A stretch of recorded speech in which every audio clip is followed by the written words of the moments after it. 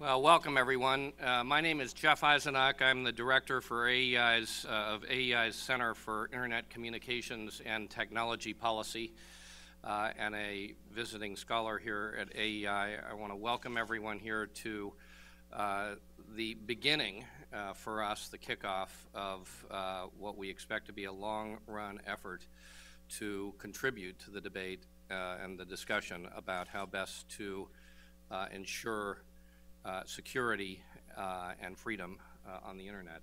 I want to start with just a couple of opening remarks about our center, what we're up to, and what our goals are, particularly in this arena, and then I'm going to describe the program and turn the floor over to Mike Daniels in just a couple minutes. But first of all, we created the Center for Internet Communications and Technology Policy in September of last year to focus on a number of issues: communications policy issues, privacy issues, intellectual property issues, and cybersecurity issues, all of which are implicated in the discussions that we're going to be having today and the array of issues that make up cybersecurity.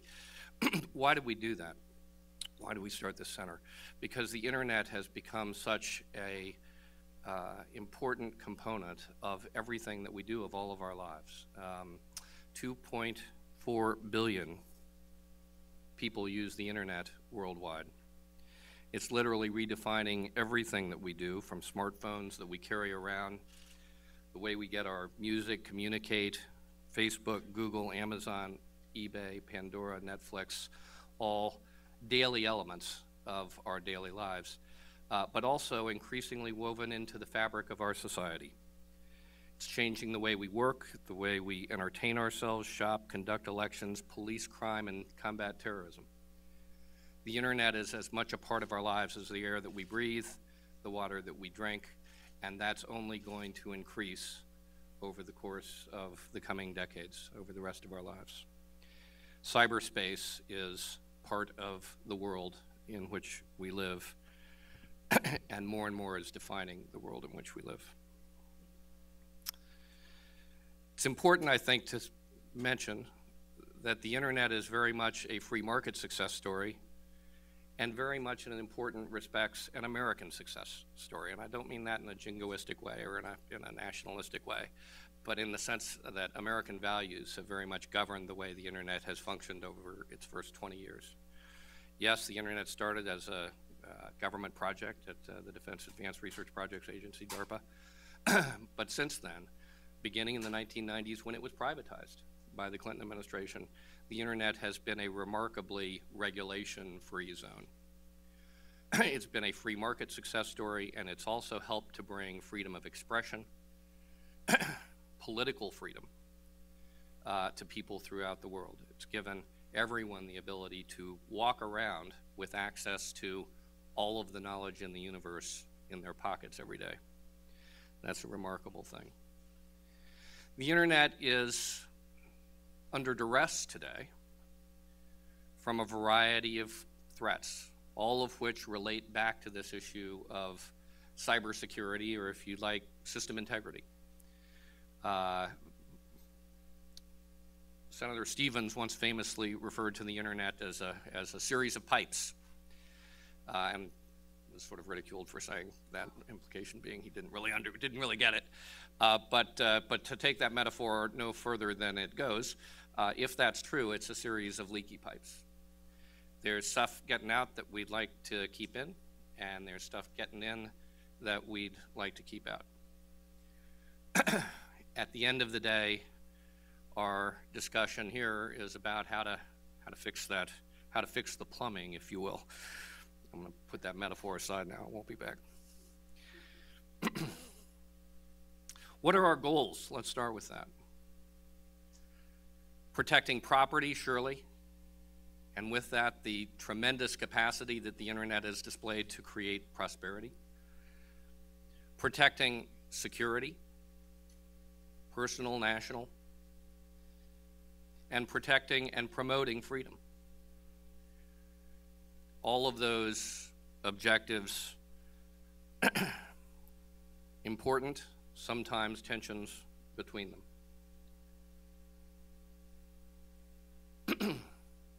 What are our methods? Technology, surely, the way we design the networks. the law that we put in place to regulate them, to the extent that international forces come into play, and the internet is first and foremost a world without borders. Diplomacy, and when diplomacy fails, force, kinetic or otherwise, not as a first choice, but as a last choice. So we have a set of goals, we have a set of tools, we have the internet under duress, and we have an objective here at AEI to, over the course of the coming years, contribute to a debate and a discussion about how we can bring our goals and our methods together to create an internet that protects personal security, that protects our national security, that promotes our prosperity, that ensures our freedom and our liberty, not just in America, but everywhere in the world. So hopefully we'll have that solved by the end of the day, and we can get on to other things. But it is a long-run project. It's a project that's going to go on for all of the rest of our lives as the internet continues to evolve. And I want to thank everyone for being here today to join us as we launch this effort. I'm going to be introducing our speakers as we go through the day, and I won't introduce them all now. I will tell you we've got a great lineup, including General Hayden, General Alexander be here later, FCC Chairman Tom Wheeler, and others who are going to help us think through these issues and offer their thoughts about how to address them. Our first session this morning is led by Mike Daniels. Mike's been a friend of mine for many years, actually, going back to the days when he was chairman of a little company called Network Solutions. He is now a visiting fellow at the American Enterprise Institute's Center for Internet Communications and Technology Policy, and serves as the chair of the National Advisory Council for our cybersecurity and internet governance activities. He's chairman of the Logistics Management Institute and Invincia, serves on a number of boards. He's sat as chairman or on the board of directors of too many companies to name. He was chairman and CEO of Network Solutions from 1995 through 2000, and has served previously in senior policy positions at the White House, National Security Council, Defense Advanced Projects Agency, and elsewhere. It was a good day at the American Enterprise Institute when I looked Mike in the eye and said, "Does that mean yes?" And he said, "Yes, it does." So we are delighted to have him involved in our efforts. Before bringing him to the podium, I will point out that he is the co-author of a new book with Robert Beister, Names, Numbers, and Network Solutions, the Monetization of the Internet. And for those who are interested in how we kind of got where we are and the role in particular that markets and the private sector played in getting where we are, this is a book that I would recommend to everyone. So with that, let me turn the podium over to Mike Daniels.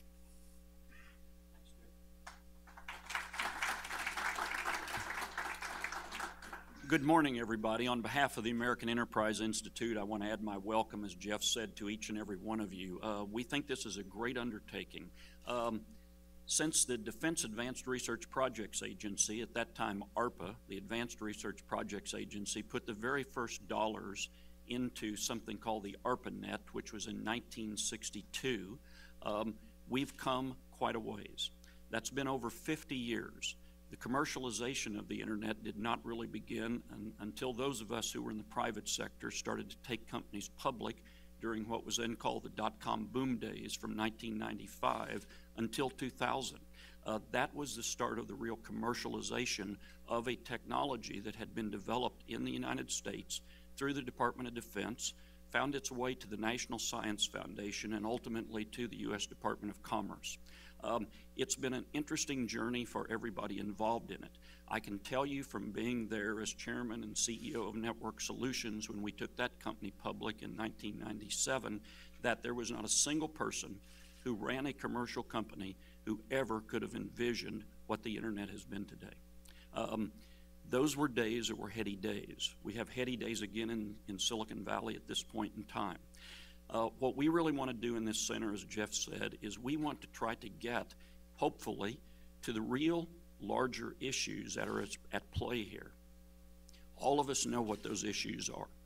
Those issues are everything that run the gamut from what's the right balance between national security and privacy and security. What's the right balance between commercialization of the internet and things that aren't so commercial on the internet? What's the politics of this?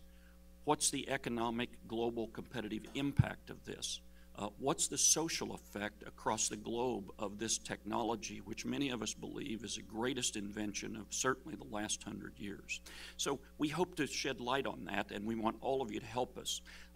We think that part of this debate that is going on in this country and elsewhere is really a piecemeal type of debate.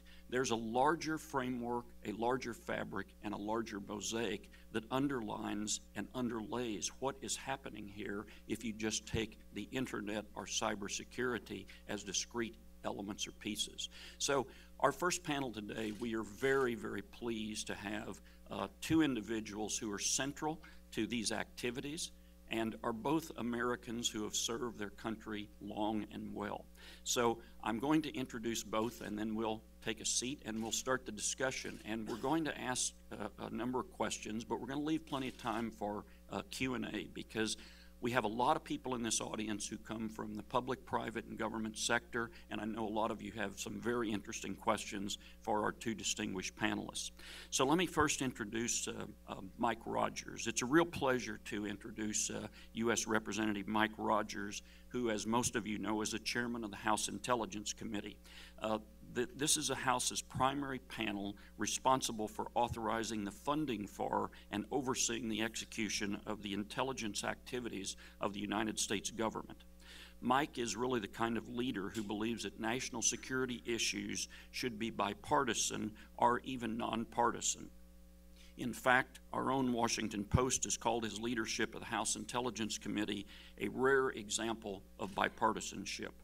Along with his ranking Democratic colleague, Dutch Ruppersberger, Mike has worked to get 3 intelligence authorization bills signed into law with strong bipartisan support.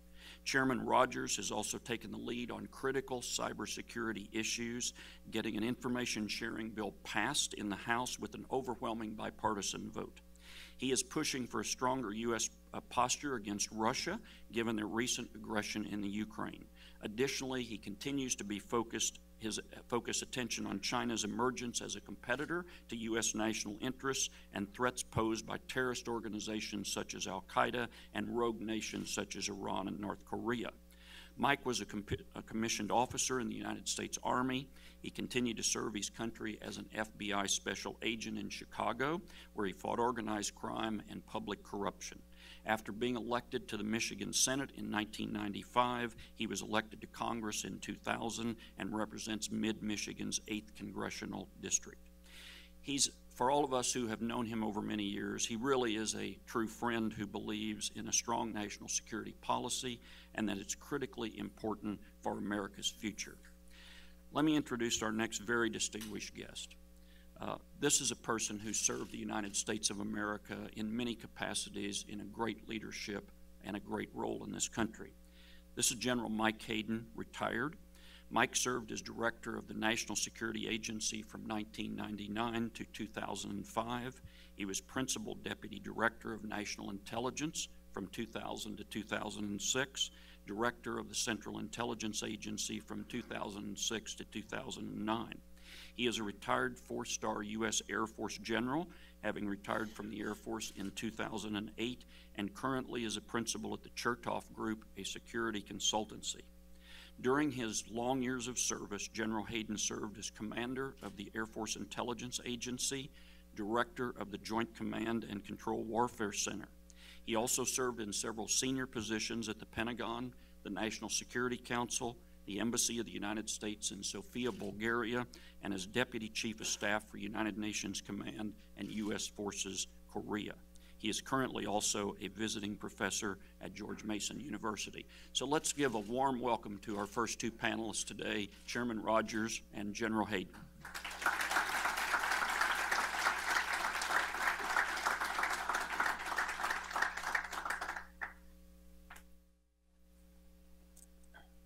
Again, Mike and Mike. Thanks, Mike. Nice to have you with us. Yes, the 3 mics this morning. So let's start our conversation. I'd like to spend a minute having both of you reflect on what you've seen in your careers to get us to this current moment. Then we'll talk about current issues. You both have long, distinguished careers. You've been around these issues of national security, defense, intelligence for a long, long time in different ways, shapes, and forms. Reflect for us a few minutes in how you view how we've gotten to this particular point. What's happened? What have been key moments? Talk to us a little bit about that. Well, and first of all, thank you for doing this. Thanks for putting this together. This is going to be a very important effort that is going to be a challenging problem for the United States and our allies for years to come. So I appreciate it. And I'm always honored and humbled to share a stage with the good general. I got to know him well during my committee days and have admired his work for years. He's certainly a true patriot. You know, when I first took a briefing on cybersecurity and the threats of cybersecurity, it really was one of those deals, and this was even in the early 2000s. Don't worry about it. You know, we kind of got this covered. We see a little bit of a problem. We see some challenges in cybersecurity, but we think that we can handle what's coming at us. In year end, it exponentially got worse, and the threat matrix changed. By the month, and then by the week, and now by the day. It's been an unbelievable path of watching how vulnerable we are, and it all corresponded with the very fact of how we engaged in commerce with the internet.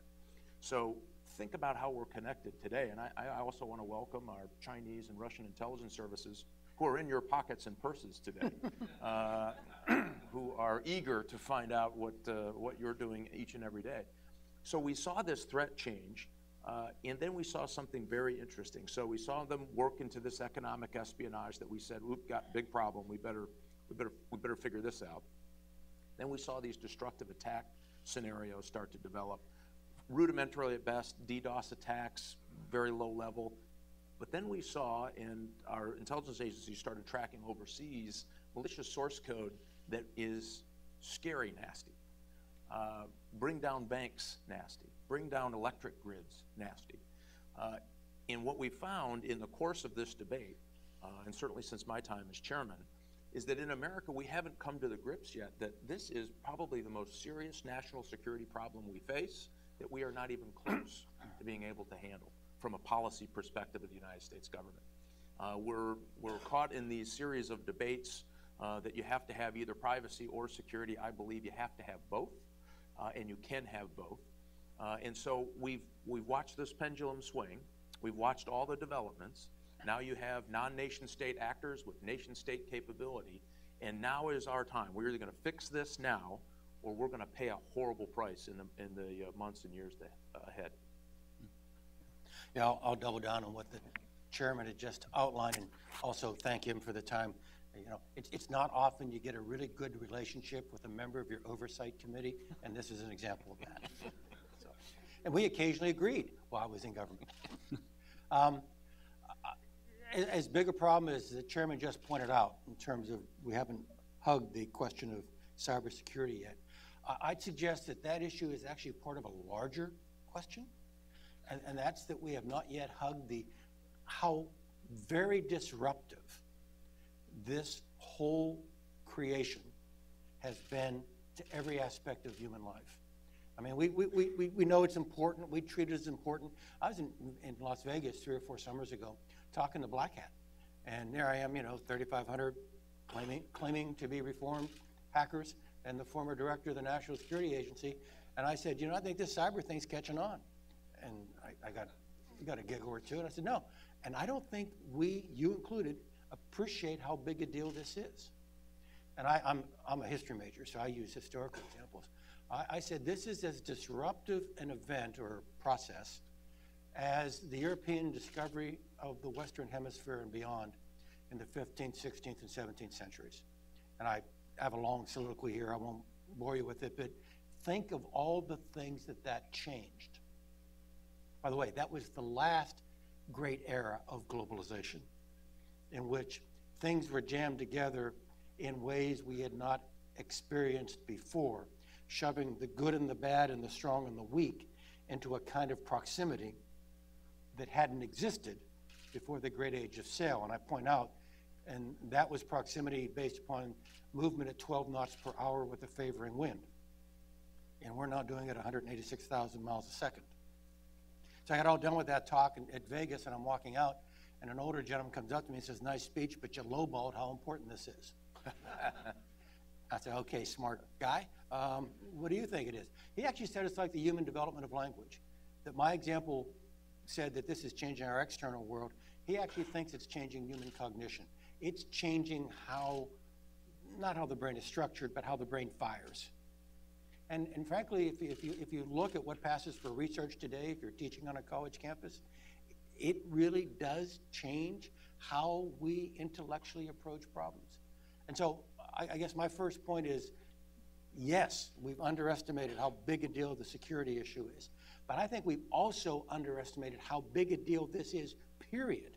And what's happened is all the great big technological ideas are now way out in front of the broader policy, political, legal, ethical ideas.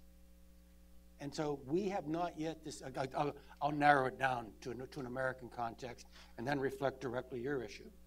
In terms of cybersecurity in the United States, we're hung up because not just the chairman and his colleagues, but you and I have not yet determined what it is we want the government to do to keep us safe in this new domain, and we certainly haven't decided what it is we're going to let the government do to keep us safe in this domain. That's how fundamental these tectonic shifts really are. And I think we all just earned 3 credits at George Mason University. You did. Well, that's a great segue into specific questions, because I think as we've talked about this at AEI and certainly in the tech industry for many years, General, it's been, what is this? This is a massive wave of some type that is having political, social, economic, global competitiveness impacts. So what you say, I certainly hear and understand. So let's get down to, let's turn to 9/11.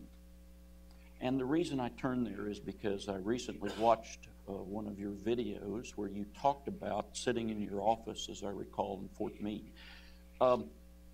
Was that really the start of a very different kind of situation for the United States of America, with programs that were put into place that have turned into some controversial, this growing discussion between the public and private sector?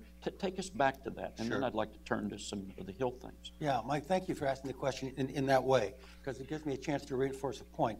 This cyber thing isn't the only issue coming out of this new era of globalization. Now the net is one of the things that really pushes us together, but it's just not cyber espionage or cyber theft or cyber attack. We've got a whole series of problems out there: terrorism, transnational crime, piracy, and cyber threats that are simply different faces of the same issue I tried to suggest before. Jamming things together in ways they have never been jammed together, the good and the bad, the strong and the weak. I mean, a line I use in another one of my speeches is, hey, look, I can remember the day where I never lost any sleep over a religious fanatic living in a cave in the Hindu Kush. Okay? But we all lose sleep over that now. Why? What's changed? The religious fanatic? No. The fact that we are now so interconnected that he actually can do great harm. And I'll double down on something I think the chairman suggested. Not only is he now so interconnected to us that he can do harm, that because of the way we've interconnected, we can now anticipate state-like harm being thrown at us by non-state actors. In other words, this interconnectivity has empowered, you bet. I love the part where I can get my money without going inside the building. Okay, and just use the card and the numbers. We are all empowered to do great things now because of this new connectivity. But we've pushed that power down to those who would will us harm as well, and now they're all empowered to do us great harm. So the cyber question is part of a larger question in terms of cybersecurity, of how it is we use the organs of state power, which is all we were allowed to play with, how do we use the organs of state power, which were hardwired in this country in 1947, to deal with threats emanating from powerful, ill-willed nation states, and now use those organs of state power to defend us against threat vectors that do not come from nation states, and in fact, come from the absence or failure of nation states. This is all really a big deal, and it's all really interconnected. And I'm sorry, I've really made this problem too big for this discussion, but you see how it's kind of all of a piece. Mm-hmm. And Chairman Rogers, you're out talking to your constituents, and you see everything that goes on Capitol Hill, or you live in that world every day. Do you think that the American people really understand or grasp what this problem is, the magnitude of it? Do you think they see bits and pieces? How is that reflected on Capitol Hill and the kind of legislative discussions and in-depth thinking, if there is such a thing, on this issue on Capitol Hill currently? Yeah, and first of all, it's a very difficult issue to get your arms around. So it takes, you've spent a lot of time trying to learn the problem set before you can learn how to talk about the problem set. And so not every member is engaged at that level, and some for reasons of classification, some for reasons of, they're dealing with agriculture issues, and that's where they're at, and that's why they're here, and they're doing great things in that. And sometimes it just has a hard time bleeding over. And that's the same with your constituency. When you go home and have chats with them, some have a very crystal clear understanding of where we're at and what's coming, but a lot don't, because it's not something you think about every day. And now technology is about, how does this make my life convenient? And so when you start talking about security and other things, we have the ability now with certain devices out there to have very secure email communication. But you know what? It's still inconvenient to do it. You got to have an encryption on one end and a decryptor on the other, and vice versa. It's inconvenient. It takes time. You have to plug it in. You have to go through the series of protocols to get where you need to go. So most people aren't interested in that. They're interested in, can I pay my grocery bill by throwing my phone on the scanner? Can I pay my parking by using my phone? All of those things that happen to make our lives much more convenient. And I don't believe there's a good understanding about what the threat is. I think people really don't understand, in a general way, that when you turn that on, you are sitting in the room full of intelligence officers from all over the world, from terrorists who are sitting right next to you. In your house, in your living room, on your phone, when you're driving the car, when you're not supposed to be using it. Oh, come on, people. Half of this room has done that at least once.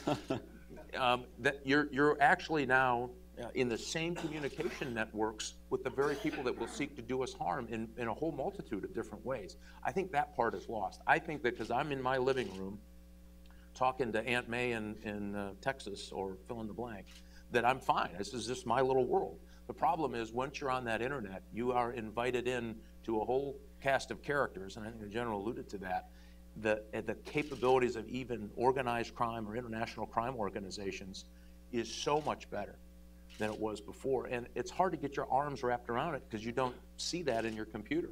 My credit cards got ripped off at Target. It's still hard to get my arms around that. What does that mean? Did I lose anything? Did I not? Isn't that somebody else's problem? I really did hope that the Target example would kind of shock Americans to understanding. As great as an opportunity as the internet is, it also presents a whole new level of danger that we need to try to deal with. I don't think our psyche has gotten there yet. I don't believe the average American understands what's at risk, how much trouble is out there on the internet today, and what that can mean for us if we don't have some way to try to at least push back on this growing capability to do us harm using the internet. Mm-hmm. Could you talk to us for a minute about, you came to Congress in 2000, the progression of this from your vantage point in terms of legislation, how hard that's been to do, the education factor. Talk to us about that. Give us a tutorial for a few minutes on what you're dealing with on the Hill. It's difficult before the NSA leaker got engaged in the debate here. It was hard then. It is darn near impossible now. And I think we've kind of turned a corner with our Foreign Intelligence Surveillance Act that we've got a bipartisan 300 votes a couple of weeks ago. I just had some great meetings with the Senate. My Senate counterparts yesterday, my ranking member, Dr. Ruppersberger, and I were have spent some more time in the Senate than we ever thought we would. And it's been delightful, just to let you know. And I think we've made some very real progress. But part of the problem is perception. We end up fighting more perception than we fight reality. And let me give you a great example. Right after the leaks about the domestic surveillance program of the NSA, which, by the way, there is no domestic surveillance program of the NSA, but I challenge you to find a headline in the next last year that doesn't say, or article that doesn't say domestic surveillance or rogue surveillance or illegal surveillance, all of which is wrong. But it is motivating a population that is probably not going to try to find out that second part of that equation. That has been the most difficult thing that certainly I have had to encounter.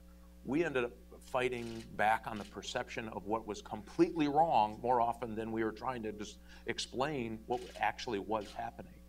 Very, very difficult. Let me give you a couple quick examples.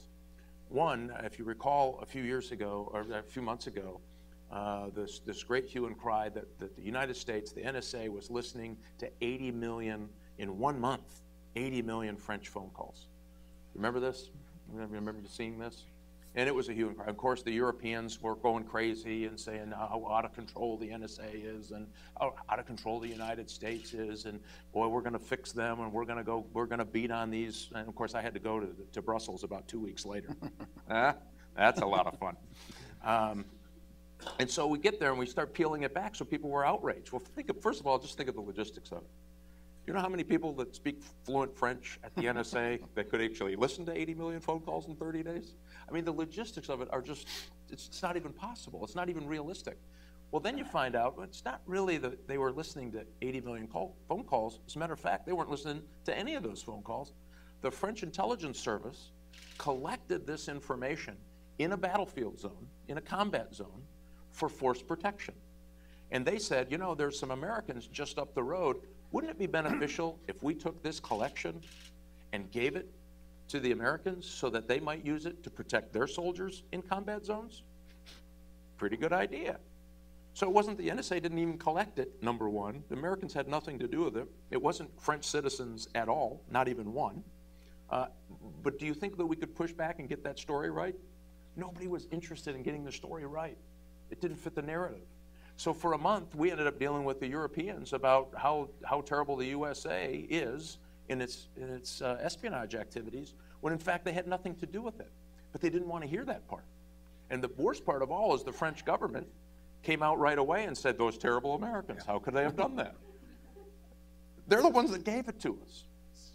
And they didn't want to come out and admit that they had cooperated with the United States intelligence services. And about the second time I was in Brussels, this is the second part of this that gets my frustration on how difficult it is to try to agree on the same set of data points.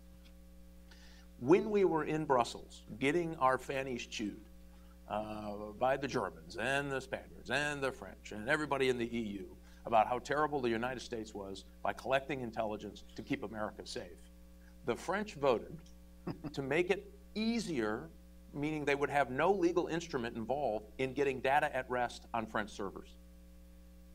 Now we would go, and I would never support that. I think that's a terrible policy, an awful policy. But they did it while we were in Brussels. And so this feigned outrage has worked against us coming to a good conclusion about what is right and what is appropriate in the debate about security and privacy. I think we've found it. In the NSA program, in the umpteen reviews, nothing illegal, no rogue agency. None of these groups found any of this. Wasn't unconstitutional. What we found is Americans didn't like it. Okay, that's fair. That's a fair debate to have. But it wasn't illegal, it wasn't rogue, there wasn't any domestic surveillance program. And because of that, I think we lost probably a year in the debate of we better do something to protect our networks because we are getting killed. Instead, we're still having that debate about facts that aren't even relevant to the conversation that we're having. I think we turned a little bit with this FISA bill a couple of weeks ago. I think that was an appropriate agreement. It's not my most favorite bill. I think it does, you know, we have to understand that when we slow down our ability to analyze information, it means that we are a little more at risk. We made that trade-off in that bill. voted for it, I supported it, I helped negotiate it. Not my favorite. But I figured if we didn't get this done, we were not going to have the confidence, Americans' confidence in our intelligence services that you absolutely have to have if they're going to function in a democracy like ours. So I think we can get there. I don't think we're even close to getting over the anger portion of it. Every day there's a new article that isn't exactly right in the newspaper about leaks that are coming out from the NSA. And imagine if I gave you 1,000 slides to look at with information on it, which is what, by the way, how the French thing got so screwed up. And you took that and you looked at it, you don't understand what the inputs were, you don't understand how that slide was developed, but you look at key words on that slide and you come to a conclusion that the United States and the NSA has a domestic spy program, right? I'm going to pretty much guarantee you're going to be wrong. And guess what's happened? They have people who have no experience looking at these slides coming to absolutely the wrong conclusions. Matter of fact, in this French slide, and then I'll stop talking.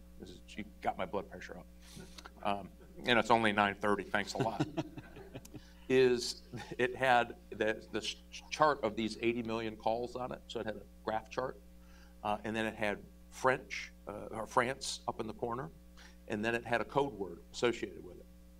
So by those 3 data points, they decided that the United States, the National Security Agency, was listening to 80 million phone calls. And the newspapers went out and told all of you, the NSA is listening to 80 million French citizens' phone calls.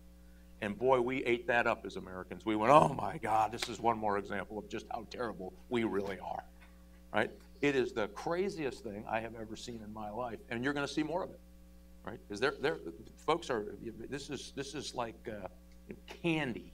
This is just absolute candy for those who want to make sure they work against our ability to collect intelligence overseas. And that has been our biggest challenge. Not the issue, not working out the legislation, getting it right on privacy, protection of Fourth Amendment. We can do all of that. It's the misperception of the information that is really difficult to push back on.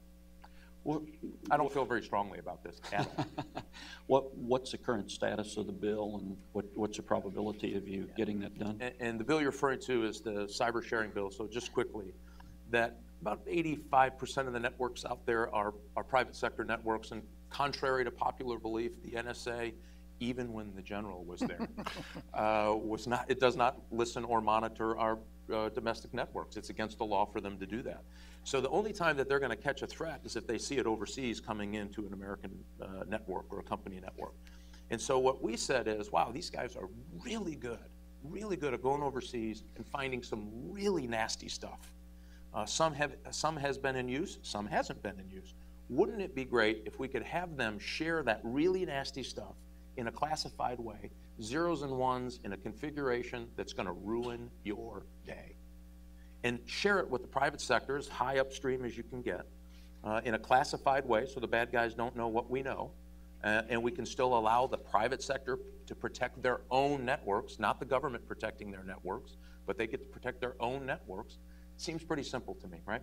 When I was an FBI agent, if I got a call that said I had a source in Chicago that said there's going to be a home invasion at 123 Main Street tomorrow at 2 o'clock, I would hope that you all would expect me to be morally obligated and legally obligated to try to stop that, to do something about it.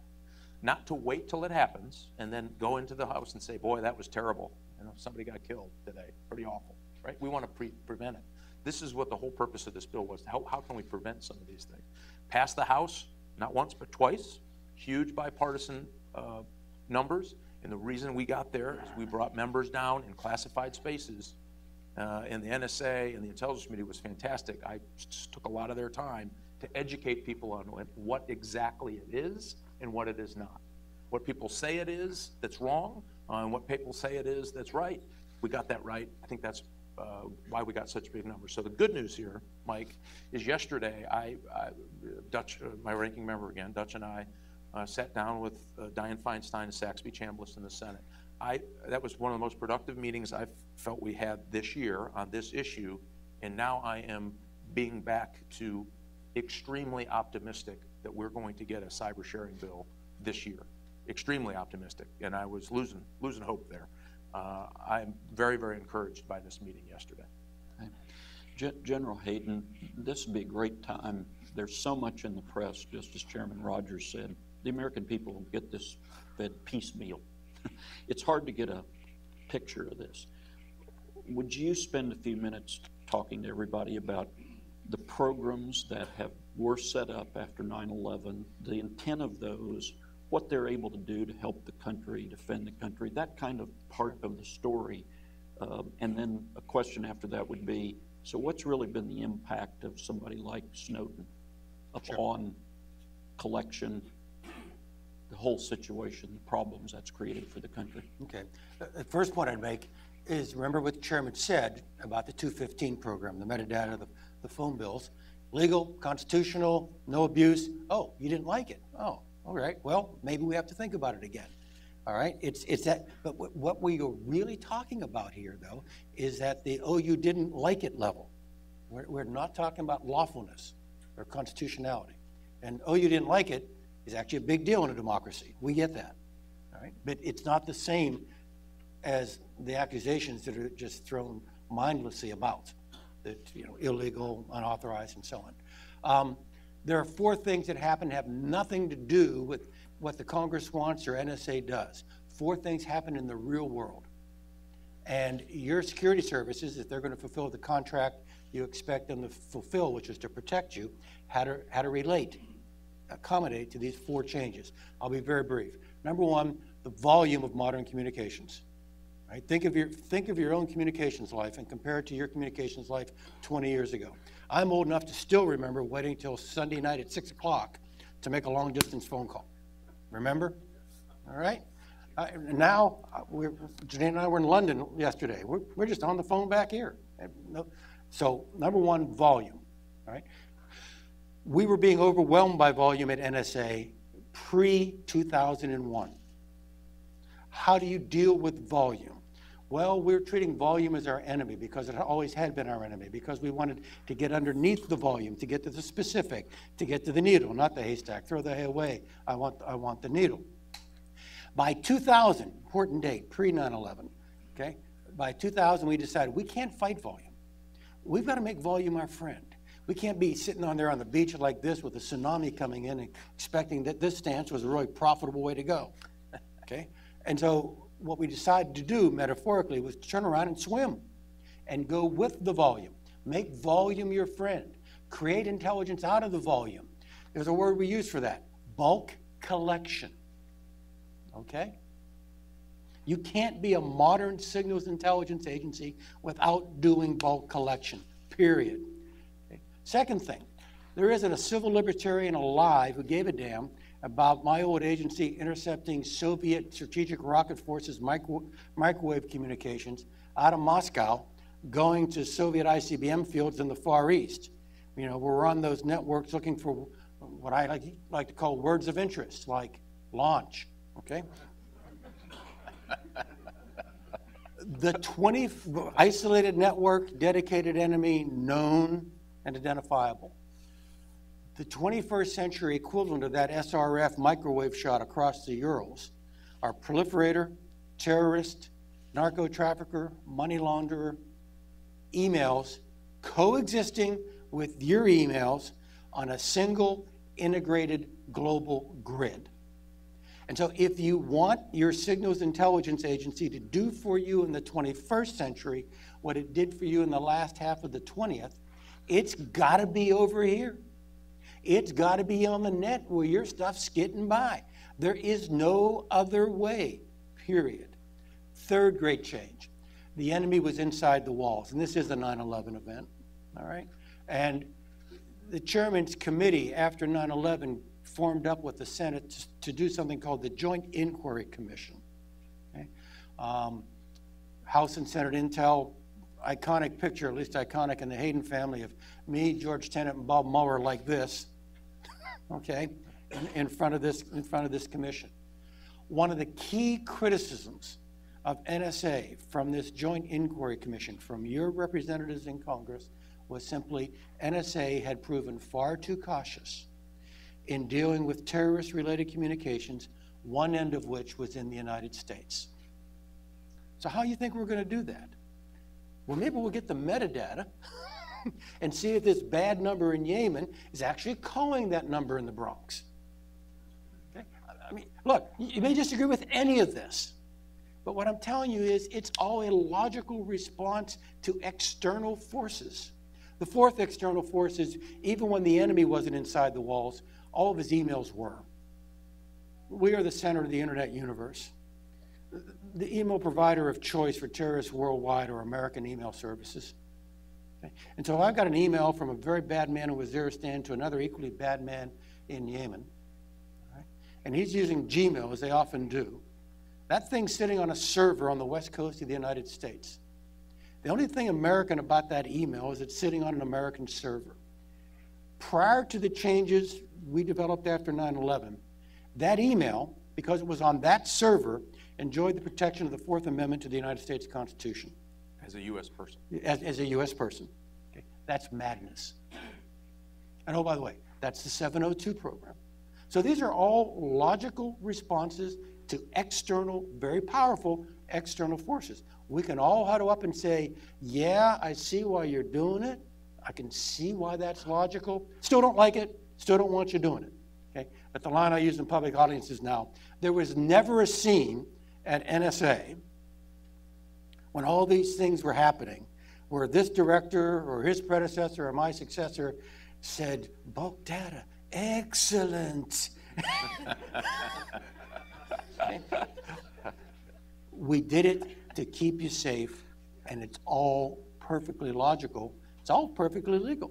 Now, you just have to tell us whether you want us to continue to do it. And if you don't, hey, got it. Make the box smaller. We'll just play inside your new, oh, wait, I'm sorry, one more deal. We're going to have to shake hands. If you take these away from us, we'll be less capable of keeping you safe. But if that's the price you want to pay to be more comfortable, just let him know. He'll pass a law. Let me ask you the question about the impact that you see from Snowden and the revelations of Snowden. But You know, we don't say Snowden at NSA. I understand you don't. They use the phrase, he who will not be named. So. Understand that. So talk to us about what you see the impact. Obviously, when we have these things happen, there are all kinds of impacts inside the system. Where do we begin? And it's really important to understand as well that the Defense Intelligence Agency did a pretty thorough examination of the loss. And it is, in their words, a grave damage to our national security. Mainly because well over 90% of all the material that he stole, and he stole it, that he had access to sometimes by hoodwinking people to give them passwords, and we think he found a way around some systems inside the system, had nothing to do with the NSA or the 215 program. It was all related to military, tactical, and strategical valued information. So our Army, Navy, Air Force, and Marines have been significantly damaged by the material he has stolen. And the best way to know that is, okay, well, some say, well, you don't know exactly what he took, and we should think of him as a hero because now we have this national debate. If your son or daughter is on the battlefield in Afghanistan, and we know that he took very valuable IED, improvised explosive device countermeasure material, I'm not so sure you'd be quick in a hurry to look somebody who lost their leg in the last 6 months, if in fact he's a hero or not. And we need to put it the way it is. He's a traitor to his country who has caused grave damage to our military readiness around the world. Has there been changes in certain things, activities that we would see if we know they had it? Yes. Which means the bad guys got some of this information. To what degree did they get all of it, a little bit of it? We don't know, but we know that we've seen changes. That means they are benefiting. And as he, in the two bastions of internet freedom, China and Russia, we know he's now in the loving arms of the FSB. We know that for a fact. That's not even disputed. I think, like some others, keep questioning. There are certain activities we see leading up to his departure that have huge question marks we haven't been able to answer. So any conclusion that we don't know that he was working for the Russians any time before that, we can't answer that question, yes or no. But as an old FBI guy, when you look at the totality of evidence, it certainly makes me crinkle my eyebrow about certain activities leading up to it. So now we've established who he is and what he's done and the damage he's done. So now you have a whole nother layer of it, so that the European Union has seized on this. And I had an interesting meeting there. I told you about 2 of those, where in one meeting I went to our counterparts in the EU and the EU Commission, which is their version of the presidency in the EU, and said, before you beat on us, let's do this. You go back to your intelligence services and ask them what they're doing. Get briefings. Go from stem to stern. Are they engaged in signals intelligence? Do they recruit sources? Do they protect their methods? Are they spying on, say, Americans? Dead silence. Absolute dead silence. And I said, well, shouldn't we agree on that? And the EU says, well, we don't have access to that information. We can't get access to that information. And I said, well, how do we have a debate about the United States intelligence services if you have no clue what your intelligence services are doing? Doesn't seem like a very smart debate to me. And they said, well, listen, we can't, by our EU constitution, we can't regulate our nation state intelligence services, but we can regulate yours. Now that's what the EU told me. And so this isn't about they're offended by privacy. I think we all know that is just a crock of fill in the blank, right? We know that's just not even rational. We know their intelligence services are doing things that we would all, in the light of day, feign that we're horrified that they would do. But the reality is they want to protect their businesses. So what they're trying to do is say Google, and Microsoft, and Amazon.com, they're bad. They're tainted by those horrible American intelligence services. So you should use ours, right here in Germany, right here in France. And that's what that's one of the most significant, serious, other than the actual intelligence loss, and the estimated $3 billion of mitigation costs we're going to have to go through to try to protect systems and communication gear that he stole. The understanding of that communication gear that he stole that will impact our ability to continue to guarantee their safety and security. So you have that problem. And now you have this whole problem that the EU is using to try to push American businesses off the shore of Europe based on this issue. And you also have Russia and China now saying, see, we've been telling you for years, we should control the internet. Right? How many feel safe that China and Russia be controlling your internet? All right, one guy. See me after. I mean, it is really a bad idea. So now we're fighting all of this all at the same time. So it has had a significant impact on us. It certainly has slowed down our legislative debate. I mean, it's really, I think, hindered that. You have this EU problem where they're not trying to capitalize and make this a pro-EU business model so they can compete against Amazon and Google and great American companies. It is serious and significant for somebody who decided all on their own, took advantage of none of the opportunities to come forward and say, I have some concerns, who, by the way, didn't even understand the programs of which he stole. Some notion that he is some kind of guru intelligence expert is laughable. He is your IT guy, right? And does your IT guy understand the business end of your business? Probably not. He understands how to move information. I always equated it to the guy that figured out how to rob the bank, and we decide we're going to make him the person who discusses high finance in the global spectrum because he figured out how to steal $10,000 from the bank. I mean, it's really just a kind of a laughable, frustrating experience that we find ourselves in for a guy who, you know, as I said, is now in the loving arms of an FSB agent in Moscow. General? I don't feel strongly about that either, by the way. General, what's your response to the Hayden and the damage and the situation we find ourselves in? Yeah, greatest hemorrhaging of legitimate American secrets in the history of the Republic, period. Nothing else is in the same area code. Hurt us on 3 levels already discussed operationally, okay? We're less capable, signals and all intelligence, but signals intelligence especially, it's a race, all right? All advantage is transient. You get ahead, they catch up. You've broken into a network, you're really good. They decide to go from 2.0 to 2.1 for their operating system, not because they want to be secure, it's just more convenient. You lose coverage, you got to recover it, all right? So it's always that way.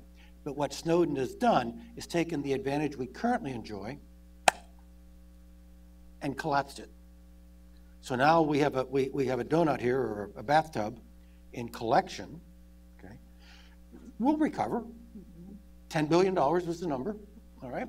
$10 billion to recover, but it'll be harder to recover, it'll take longer, and it may not be as complete because now our target is just better informed, all right? So operational costs. Second is, and I'm looking at the ambassador here, second is in our relationship with foreign countries.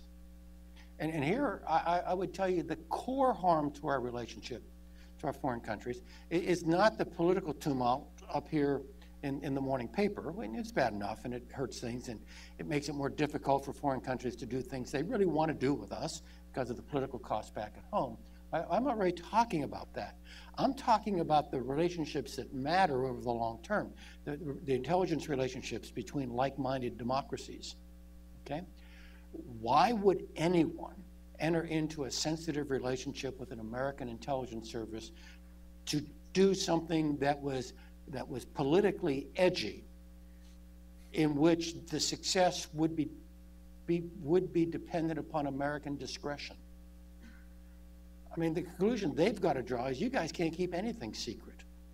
Why would I cooperate with you? So you've got the operational impact on us, you've got the operational impact on our intelligence relationships, and then finally, and the chairman just suggested this, then finally the great impact on American companies who have done nothing for the National Security Agency that other companies operating in other countries do willingly for their host governments when they are compelled to do so by host country law.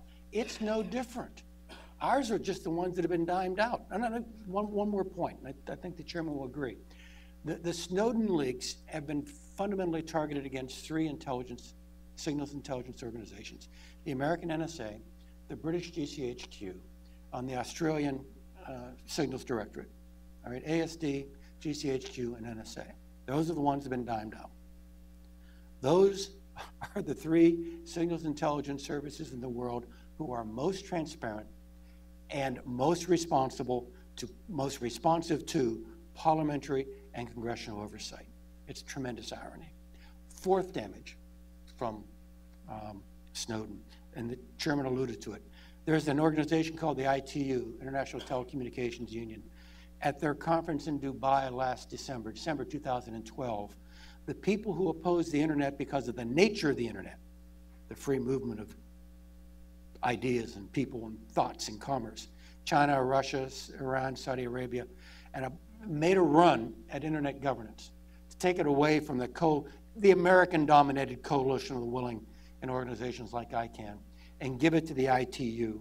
In other words, to take the kinds of barriers we've become accustomed to in physical space, things called borders and visas and passports, and transfer them up into cyberspace, into this borderless domain. Eric Schmidt of Google wrote a book 2 or 3 years ago called The New Digital Age, in which he predicted digital passports and digital visas. Now, I don't mean going online to get a visa from your next country of visit. I mean requiring a visa to go to .ch. Or more critically, requiring a visa to leave .ch and going into the, and if you don't think this is true, we are already, you've suggested it, we are already beginning to see digital residency requirements. In other words, if you're my cloud service provider, you can't keep my ones and zeros anywhere other than my sovereign space. That actually, because the Snowden revelations will allow those kinds of people to say, you see, the Americans weren't interested in internet freedom and freedom of speech. The Americans just wanted a free fire zone for their espionage. And that's going to put wind in the sails of the Russians, the Chinese, the Iranians, the Syrians, the Saudis, and others. They're meeting again in Busan in the fall. Okay? Remember the internet as you know it now? Well, remember it, because it could go away. Up next on our There'll be drinks agenda. served in just a few moments. Right. to get you through your day. That's next up on our agenda for the new center is internet governance. So great point. Okay, we've got a few more minutes, so we could talk forever. This has been wonderful, but let's open it up for a couple of questions. We do need to close up at 10 a.m. So identify yourself, your organization, please. Do we have questions? In the back.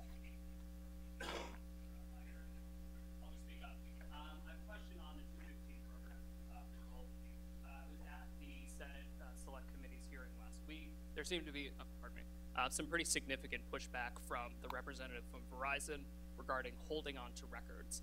For Mr. Rogers, are you concerned about putting some potentially burdensome new regulation in forms of retention requirements on telecommunications companies? And for General Hayden, can you tell us a little bit about what a 215 program would look like?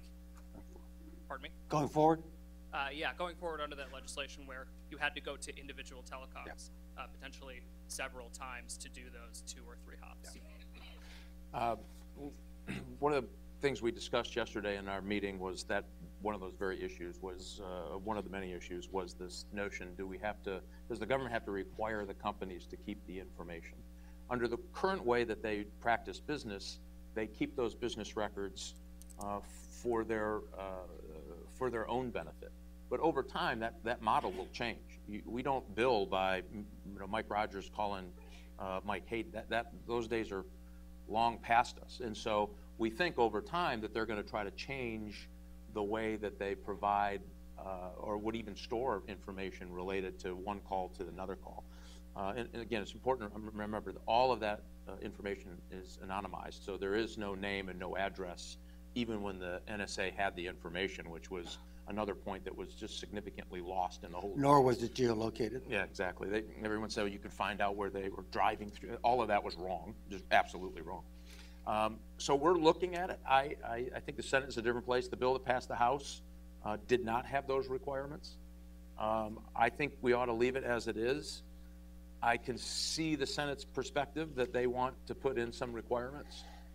So we're going to have to work through that in the next couple of weeks to see what that would look like. I'm very worried about putting an extra burden on the companies. Right now, the way they do it, it wouldn't be a burden. They keep it for their own purposes and own benefit. But moving forward, it could be a burden because they don't need to necessarily keep it in that form and function. Operationally, if we put aside the comfort level thing and so on, operationally, I like the bill. All right, let me tell you why. When we first started this after 9/11, first of all, it was never exhaustive, all right?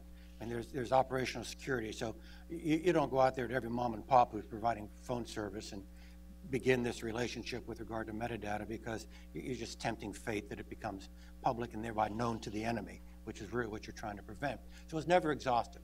But in 2002, 3, 4, more of your phone calls than now were landlined and were billed the way the chairman said they were billed. As time went forward, more and more of us were just using cell phones. And NSA wasn't getting the cell phone stuff. The companies just, as the chairman says, companies just weren't set up to record that as business records. And this is what these were, business records. So by the time of the Snowden leak, NSA was probably in the 30% range of American phone activity on any given day that it brought in and put in its own repository. Now, in your own repository, it's kind of cool. You don't have to go to 3 or 4. You don't have to hop across companies. You can do it immediately. I mean, there's operational agility. We are giving up a lot of the operational agility because you got to go to the companies, you got to chain it across the companies and so on. And in return, though, we get access, not possession, but we get access to a data pool that's exhaustive. And so when the query is now made, it's no longer a sampling, which is really kind of where it was with 30% of the data. It's far more confirmatory as to whether you've got a positive or a negative here. So again, operationally, lose time, lose agility, more comprehensive. I'll take it. We've got time for one more question. Yes, ma'am.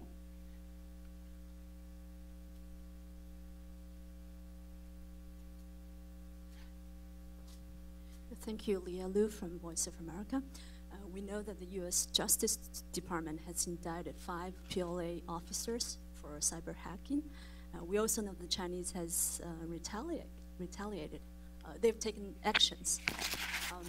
Ever since the Mandarin report came out, which identified the PLA unit that's been doing all these things, We also have reports that came out recently that saying they haven't stopped the activities. So I'm just wondering, just making one point. I think former former National Security Advisor Stephen Hadley recently said at a panel saying that he doesn't believe indicting these PLA officers is the best way to deal with this problem. So I'm just wondering if you can share with us, what do you think is the best way to deal with this, what the U.S. will do and should do? Thank you. Well, a couple of things. First of all, as a broader plan, indictments, visa restrictions, financial sanctions on individuals determined, I think can work. But it can't work if you don't have a good defense first. So for those of us who have looked at a whole series of ways of trying to get at this problem, including duties on products known to be stolen or developed on stolen intellectual property coming back into the marketplace, there was a whole host of things that we came up with. One of which was this notion that why don't we indict some of these individuals to try to get the Chinese government to back off on their problem. And the reason this was getting so critical is because capitalism was alive and well into the military intelligence services in China. We had individuals who were during the day working for the government, and they would get lists of what companies to go steal their intellectual property from. That was their job. They'd go out and do it. They realized and very cleverly figured out, you know, there's some people way down on that list that we're not going to get to for a while.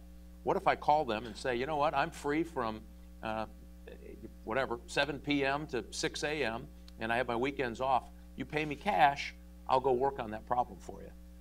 And so we had this huge surge of economic espionage in a way that we hadn't seen in the past. So it was a problem. This is a double-edged sword. I'm glad they did something, the administration. I'm happy to see them take it serious enough to do this.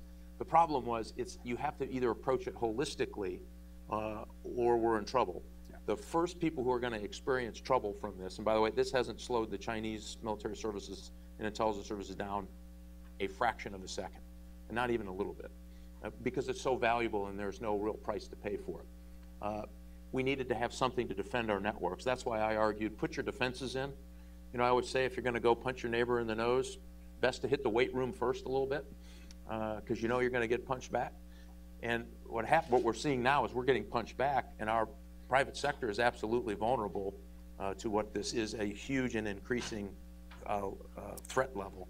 And so, again, it had to be done. It was great. I think it made a great headline.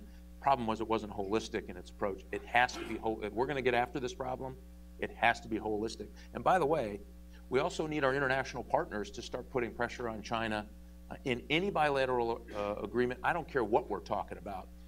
Human rights is absolutely important, completely agree.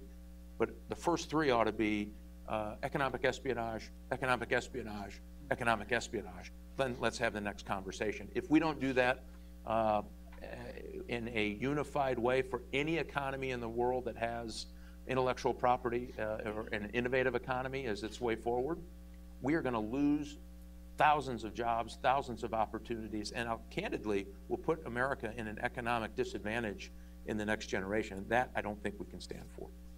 General? Yeah, very briefly. Strongly agree that the indictments are great as long as they're not a one-off. They've got to be part of an entire package. It's visas, it's licenses, it's who gets to trade in dollars, who gets to be listed on the New York Stock Exchange, it's how many Chinese students get to go to what universities for what degrees. Chinese cyber behavior, I believe, is now the core element of the Sino-American relationship. It has the potential to poison the entire relationship. And so we have got to signal to the Chinese, and this is a signal to the Chinese how very important we view this to be. Now look, I ran NSA for 6 years. We spy too. We're actually better at it than they are, okay? But we spy to keep you free and keep you safe. We do not spy to make you rich. And the Chinese are off the chart in the spying to make you rich category. And it is done for raw economic advantage, not for anything that you and I would consider to be legitimate national security. And so I do think left unrestricted, there will be horrible consequences for both us and the Chinese because the relationship will tank. And so I support the indictments as long as it's the first of many like steps going forward. Let's thank this morning's panelists, General Mike Hayden and Chairman Mike Rogers. Well done, sir. Thank you.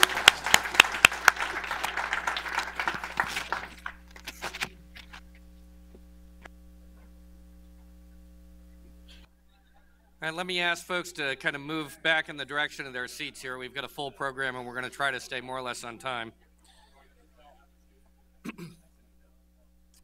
I will say on a, first of all, I want to thank our prior panel.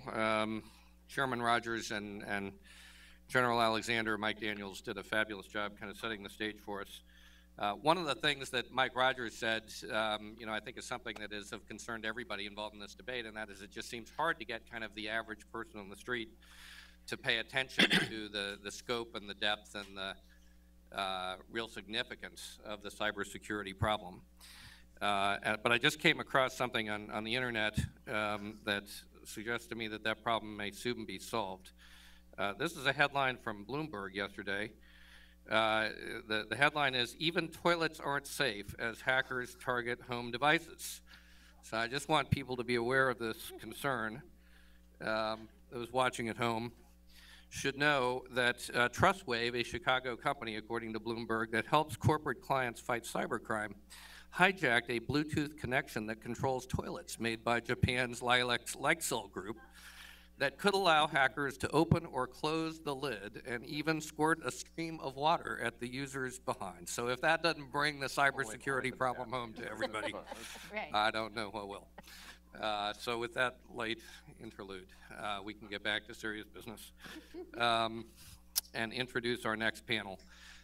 Shane Tews is a visiting fellow with AEI's Center for Internet Communications and Technology Policy. She's known, I think, to many people in this room and watching online, anyone who has been involved in the set of issues that we're talking about today. Shane directs our Cybersecurity and Internet Governance Initiative. She also serves as Chief Policy Officer at 463 Communications, Vice Chair of the Board of Directors of the Internet Education Foundation. She's served on a number of boards of directors of organizations like the European American Business Council and the TechNet Public Policy Committee, which she chaired, and for many years served as Vice President of Global Public Policy and Government Relations for VeriSign, which of course is the heart of the internet. We are very, very pleased to have Shane working with AEI on our efforts in this arena, and I am delighted to introduce her to moderate our next panel. Shane.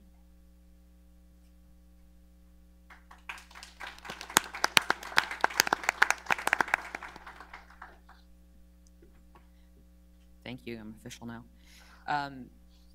I know you had some time, but if anybody still wants to grab coffee, all the generals are currently out of the room. If you want to take your jacket off for a minute, please feel free. That talk was really educational, but it freaked me out a little bit. So let's just keep in mind that what we usually use the internet for is watching cat videos. And I'd like the Chinese to be sending us, like, they're watching more Siamese. The tabbies are going down. I'm sure that would make me feel a lot better about some of this stuff. So seriously, thank you for spending your morning with us on this very serious topic. As Jeff mentioned, we're doing cybersecurity and internet governance. Both are very near and dear to my heart because you really can't have one without the other. And that the other key element to that is privacy. And we are also going to be doing some work in the privacy area. But as many of us in this space are always prone to say, you really can't have privacy without security. So that's going to be part of the discussion that we're going to be having with this panel this morning. I'm a huge believer in the sharing economy. I Ubered home last night. While I was sitting here, I checked my Nest to make sure that I was away and not spending more money on energy than I had to. I listened to a podcast as I walked to work this morning. I watched a news report when I got home because I didn't get to see the news because I was out with a group for dinner. This morning I've tweeted, Facebooked, Foursquared, and Instagrammed. So, it's one of those things where we do share a lot of information, and you need to understand that you know, we need to educate all users. I'm a very educated user, but we need to keep the internet a secure place. So in 2020, we're not saying, remember when the internet was cool? We used to get to do all this stuff, and I used to bank on it, and I used to use Amazon for everything. So part of what our challenge is to make sure that we're keeping it secure by teaching each other how to use it wisely at every level. The enterprise level, the government's doing their best to educate people, as well as from an individual user level, and you know, the information that you're sharing whenever you're transacting, communicating, and shopping online. So this was meant to be an open dialogue. I'm going to introduce our panelists with some brief introductions, and then I want you guys to be thinking about what you want to talk to them about after this. So I'm going to start with Robert Dix. Bob is the Vice President of Government Affairs and Critical Infrastructure Protection for Juniper Networks. He has served as the chair of the Partnership for Critical Infrastructure Security since 2011. Before that, he served as chair of the Information Technology Sector Coordinating Council from 2008 to 2010, and his resume goes on from there. So we're very happy to have you, Bob, and I'm going to have you open here with just a second when I introduce everyone else. Chris Painter, thanks for joining us, Chris, is the U.S. Secretary of State's first coordinator for cyber issues. In his role, he coordinates and leads the U.S. diplomacy efforts to advance the open and reliable internet and protect information infrastructure. He works with the components across government agencies, private sector, and civil society to implement the President's international strategy for cyberspace. Commissioner Olhausen, thank you so much for joining us this morning. She was sworn in as a commissioner of the Federal Trade Commission in April of 2002. She has extensive experience working in privacy, data protection, and cybersecurity, and she worked for the FTC for 11 years before her appointment as a commissioner, so very comforted in knowing that she knows what's important there and how to get it done. Jeremy Radkin is an adjunct scholar at the American Enterprise Institute and a member of AEI's Council of Academic Advisors. He's a professor of law at George Mason University, and before this, joining the George Mason faculty, he was at Cornell University for 27 years. Mr. Radkin is a renowned scholar in international law and a member of the board of directors for the United States Institute of Peace and Center for Individual Rights. So this is our panel that we're going to have a discussion and a dialogue with this morning. Bob, if you have any opening comments, and we'll go from there. Well, thank you. First, thanks for inviting me, and thanks to each of you for joining us for this discussion and dialogue. I think this is a key and critical part of how we try and move the needle on some of this discussion. So I'm just going to take a couple minutes and identify a couple of issues and then a couple of solutions that will hopefully tee up some of our conversation throughout the course of the day. So first of all, let's understand that cybersecurity and critical infrastructure protection is about risk management. It's global, and the threat environment is continuing to grow. We have a responsibility to equip users of all levels of sophistication with knowledge to make informed risk management decisions. It's essential to improve our national and global risk profile. Secondly, I would make the statement that I believe in many cases we're having the wrong conversations in this town. There are significant gaps that will help inform this process that are absent in our national conversation today, both at the government and administration level and in many cases in Congress. And here are those two issues. Economics, the economics of cybersecurity. We are confronted with a different dynamic today.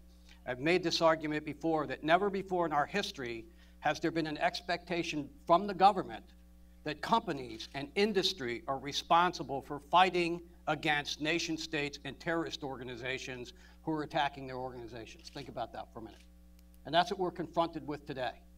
So there's a certain amount of risk management that in my company I need to invest in to meet my requirements. But there's a national security part of that risk that no one's having a conversation about the responsibility for. The second is companies and organizations make their risk management decisions based on two critical items. One is cost, that's the economics I just talked about, and the second is knowledge of threat. And I'll argue that that's true in physical security as well. People make decisions about putting in cameras, putting security guards, putting bollards out front, make those kinds of decisions based on knowledge of threat and how to protect their assets. Same thing applies in cyber, and as the previous panel talked about, we have a long way to go to share relevant, timely, reliable, and actionable threat intelligence with the user community to make informed risk management decisions. So quickly, a couple things we could be doing tomorrow. One, I think all of us in this room would agree that nobody wants to have their identity stolen. No small business wants to have their website defaced. No large enterprise wants their business disrupted.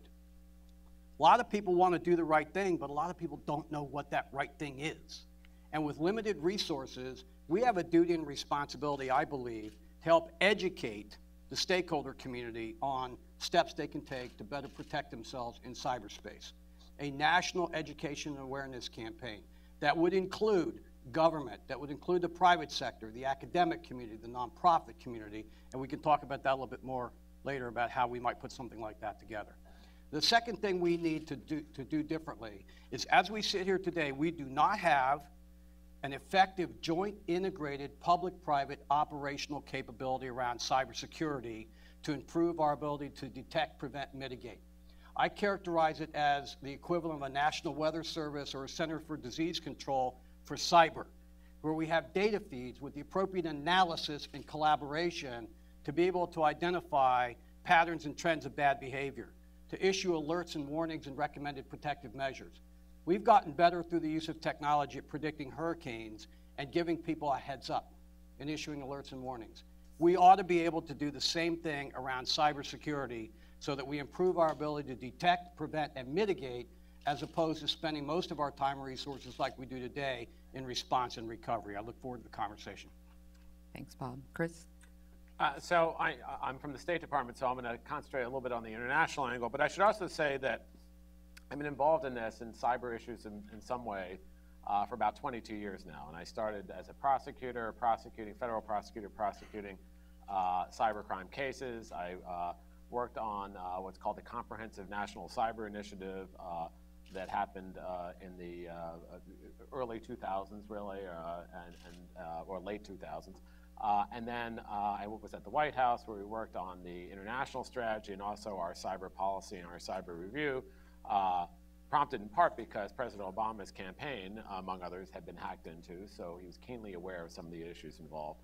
And now I'm at the State Department concentrating on our international issues. And I'd say that, that perspective has shown me a couple of things. First, obviously, and you've heard this from the panel before, that the threat is clearly increasing, and the threat is increasing from a number of different actors. The technical threats, whether it's denial of service attacks that you see against our financial institutions or intrusions that steal intellectual property, or the specter of attacks against critical infrastructure, which, though hasn't really happened yet, is something we're concerned about.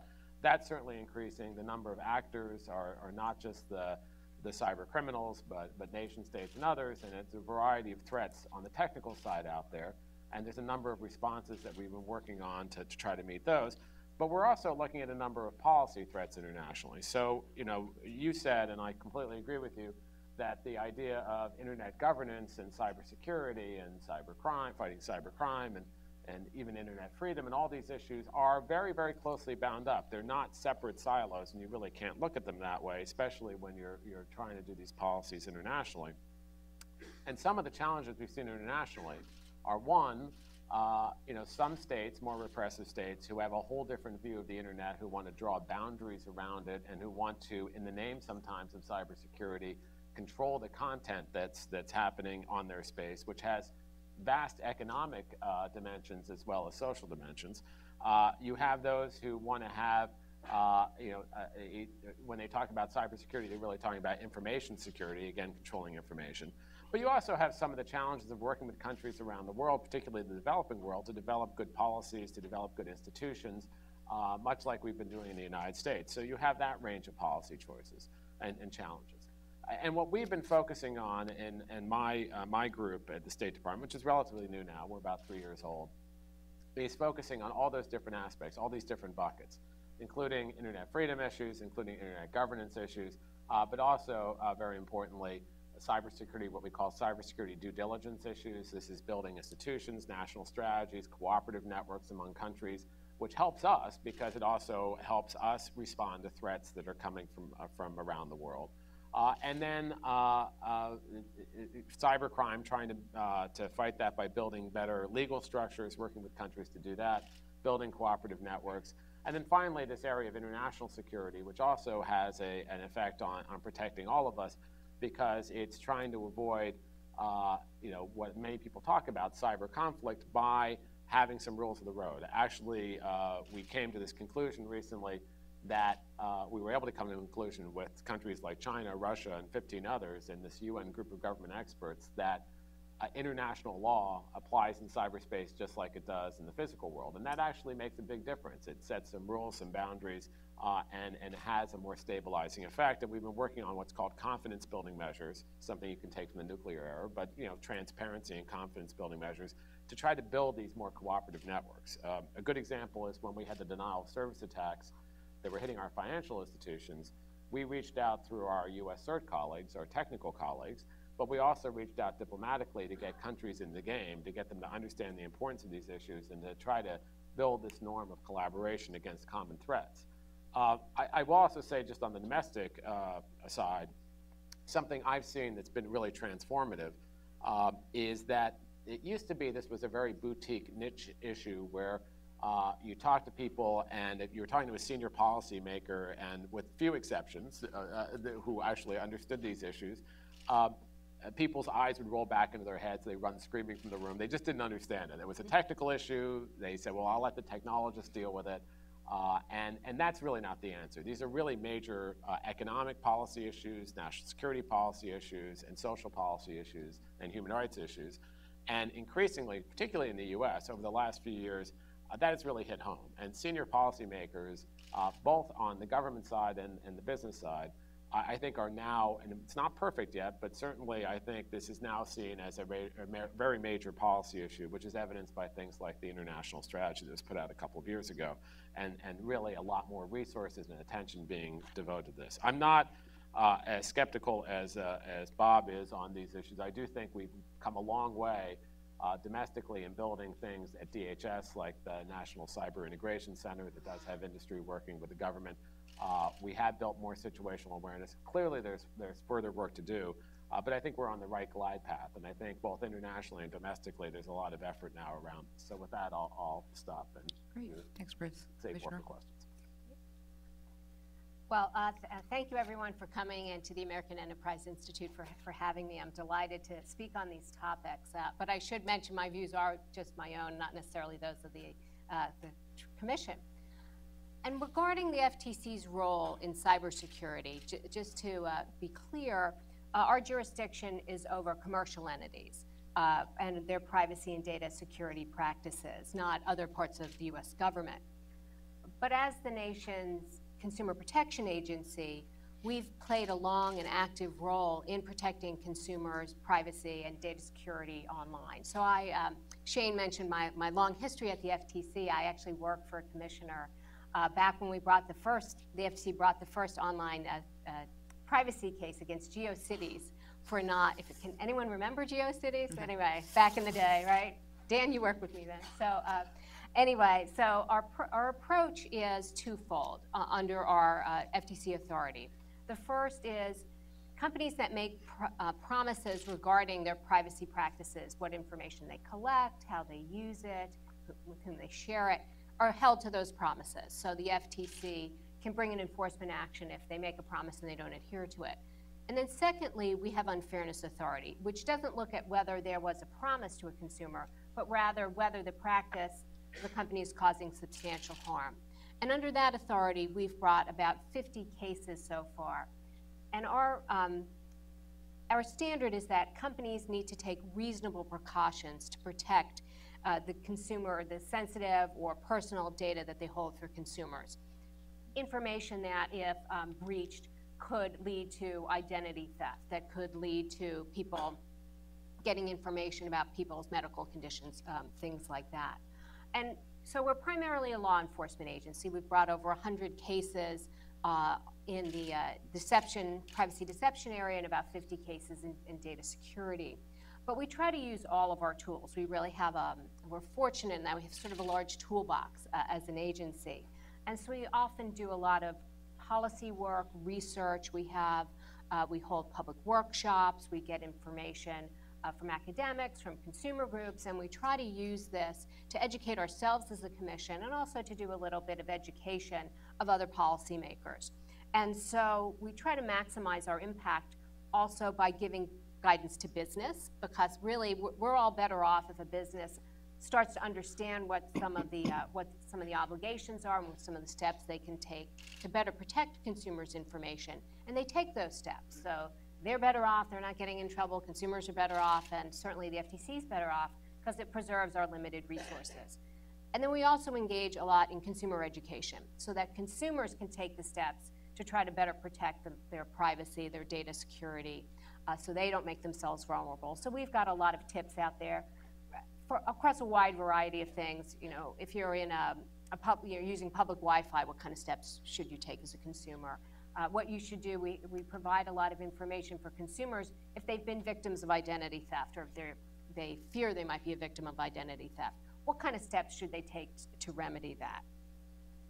And then finally, the FTC is also very actively engaged on the international front. We talk to countries all around the world involving privacy and data security. We're very actively engaged with the Europeans, talking about the safe harbor that we have between the US and Europe for sharing data. I was recently in China a couple of weeks ago. I was meeting with them to talk about consumer privacy issues, which they're just starting to pay attention to. We're actively engaged in APEC in their privacy framework. Then one last thing that I wanted to mention. While privacy and security in a lot of ways overlap, there's an important overlap. If you provide security for consumers' information, you help protect their privacy. But also in some ways they can be in tension with each other. And we addressed this a little bit recently in our data brokers report that the Commission issued. Because one of the things that helps protect consumers' security is authentication. Are you really who you say you are? Are you the person who's supposed to get access to this data? And so for some of that, consumers need to share a little bit more of their information to make sure that whoever's getting access to that service, to that deeper pot of information is who they say they are. So that's one thing I like to keep in mind, that often they overlap, but occasionally, you know, there's this balancing, and we need to consider that as we draw the policy lines in the right place. Thank you, Commissioner. Jeremy? Well, I guess I think of it now that I'm here to push back on the State Department. We've had, in the 21st century, this new arrangement, Cyber Command, and that was recognizing that cyber is a domain of conflict. I think the first thing we ought to think about is, what is it like? And it's pretty obviously it's not like land conflict. I don't think it's really like bombing with the Air Force or with missiles, but it has a lot in common with the Navy. And I bring that up because historically, this was one of our most important international commitments to preserve freedom of the seas. This is a complaint we have right at the beginning in the Declaration of Independence. After our gaining independence, our first foreign conflict is a naval war with France to protect American shipping, interventions against the Barbary pirates to protect American shipping. In 1812 and in 1917, we go to war, and the main reason we give is interference with freedom of the sea. So this has historically been something very important. It is very analogous to cyber in the sense of what we were trying to protect was access to open commerce using this open domain of the high seas. International law is very relevant to that, I agree. But if you think about how we've done this historically, we haven't just said, we want access to the sea and we want everyone to have access to the sea, and we're just going to keep repeating that. When really we felt this was challenged, we were prepared to use force. I think there are two things about cyber that I want to just briefly put on the table and give some emphasis to. The first is, you can say whatever you want about apocalyptic scenarios in which cyber is used to shut down our electric grid. If you look up this phrase, Cyber Pearl Harbor, you get, I don't know, 800,000 hits. Everyone loves that phrase, Cyber Pearl Harbor will be incapacitated by this strategic cyber strike. Well, put that aside. Historically, what bothered us about attacks on the seas was not that you knock out the American fleet at Pearl Harbor. That happened once. What we were generally concerned about was interference with private commerce. And that threat is not speculative, it's not remote, it's here now. General Alexander said, General Hayden echoed it this morning, this is the largest transfer of wealth in world history from theft of intellectual property, from attacks on American business. This is a huge problem. It is with us now. Why aren't we responding more? So now I just want to emphasize two things about the history of how we've used force on the seas. One is we were prepared to hit back. And one of the reasons why navies have been thought to be a good investment is it's a way of deploying force without actually invading and occupying another country. We've had lower level conflicts with the Navy. Cyber gives you that opportunity. We should be thinking more about retaliating, I think, or at least threatening to retaliate on countries that are sponsoring all these attacks on American business. And the second thing we should be thinking about is private participation. Historically, we authorized private ship captains to raid enemy commerce. And that was a way of saying we want to have more force than just our official Navy. In the world wars, we authorized merchant ships to arm themselves and to use radar to help find U-boats. And that was a way of saying, we realize you're vulnerable out there. We can't fully protect you with our Navy. You have to do more to protect yourselves. And when there is a specific threat, we're authorizing you to retaliate against the specific threat, not to make a whole war on your own, but to protect your ship and ships in a convoy with you. We really don't talk about this at all, and to the extent that it's talked about, there's now a whole body of literature about, oh, no, international law doesn't allow this. I think people need to think more about the context in which cyber presents these issues to us. If you think of them more as like historic challenges on the seas, international law hasn't stood in the way of dealing with pirates on the seas. International law hasn't stood in the way of dealing with threats out on the seas. The cyber domain is much more like that, I think, than it is like land conflict. But before I leave, let me just remind you, probably many of you know this, 18 U.S.C. 1030A makes it a crime to, quote, intentionally access a computer without authorization and thereby obtain information from any protected computer. Protected is all private computers. So the current U.S. code says even if a private company just tries to do a little bit of probing who is attacking us, that is a crime. So we ought to be finding ways to make it easier for ordinary private companies, but particularly specialized researchers, to do more probing of who is out there and where in China does this start, or Russia, or whatever it may be. And I think that's a simple and easy way of getting ourselves going in this, to make it easier for at least the private sector to start gathering information, which then maybe the government can use in more effective, I used the word pushback before, but now I'm talking about hit back. Maybe the State Department won't like it, but it's worth thinking about. Thanks, Jeremy. So would Twitter be our auxiliary Coast Guard? I mean, is that where we'd go to tell people that there's an attack? I mean, like, I'm going with the law of the sea here. I'm just thinking maybe Twitter is our auxiliary Coast Guard. That's where you as a citizen can go to let people know that things are going on. Just a thought for the group. This is not a joke, right? I'm kind of serious, yeah. Yeah.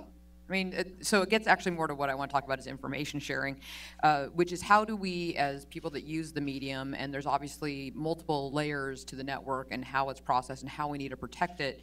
And Bob, picking up on something that you talked about the need for analytics on data feeds, more similar to the CDC or the weather. I mean, I think we probably all know more about the weather now than we did when we just had to experience the weather. Like the weather just happened. Even though in DC, I'm still amazed that like when it snows or rains, people freak out like it's never happened before. But it's how do we as a community of internet users that want to keep the internet healthy, what are the tool sets and what can we do as both the enterprise, the government, and individual consumers to help keep this medium healthy?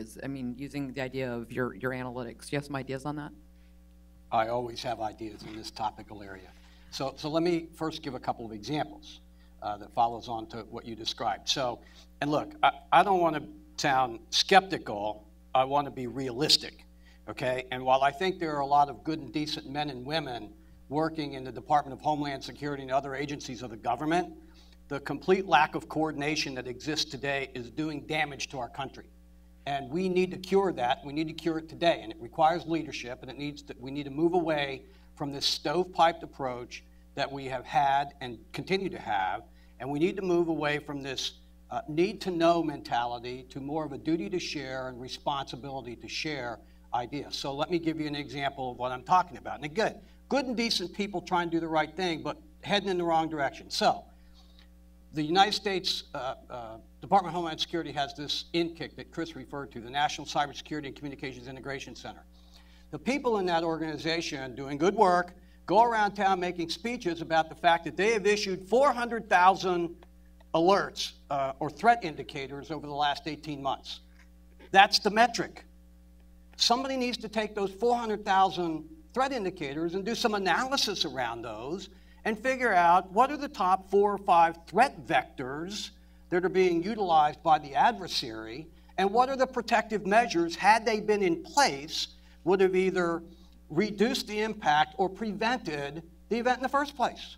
But the metric is how many indicators did we push out, not what's the actionable outcome that's derived from the analysis that's attached to that. That's a huge gap, in my opinion, ladies and gentlemen, and we should be able to do better. Now, in the private sector, because there are so many barriers to this bidirectional information sharing capability, and by the way, the end game isn't sharing the information. The end game is to create timely, reliable, and actionable situational awareness to inform risk management decision making. You know, some people think if we just share information, that's the end of it. It's not. The analysis and collaboration has to go along with it. So in the private sector, we have taken a lot of steps all the way back to the issuance of Presidential Decision Directive 63 in 1998 that precipitated the creation of information sharing and analysis centers, industry self-organized information sharing and analysis capabilities across the critical infrastructure owner and operator community. Now, some are more mature than others, but there's great work that's being done there to get ahead of the curve, to improve detection, prevention, and mitigation.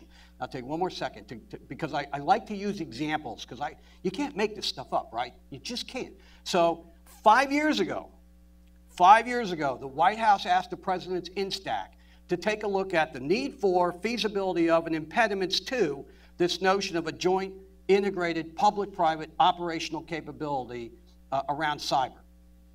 We did that. We provided a report to the White House, and we demonstrated a 3-phased approach to how to create what is supposed to be the INCIC today, but is not.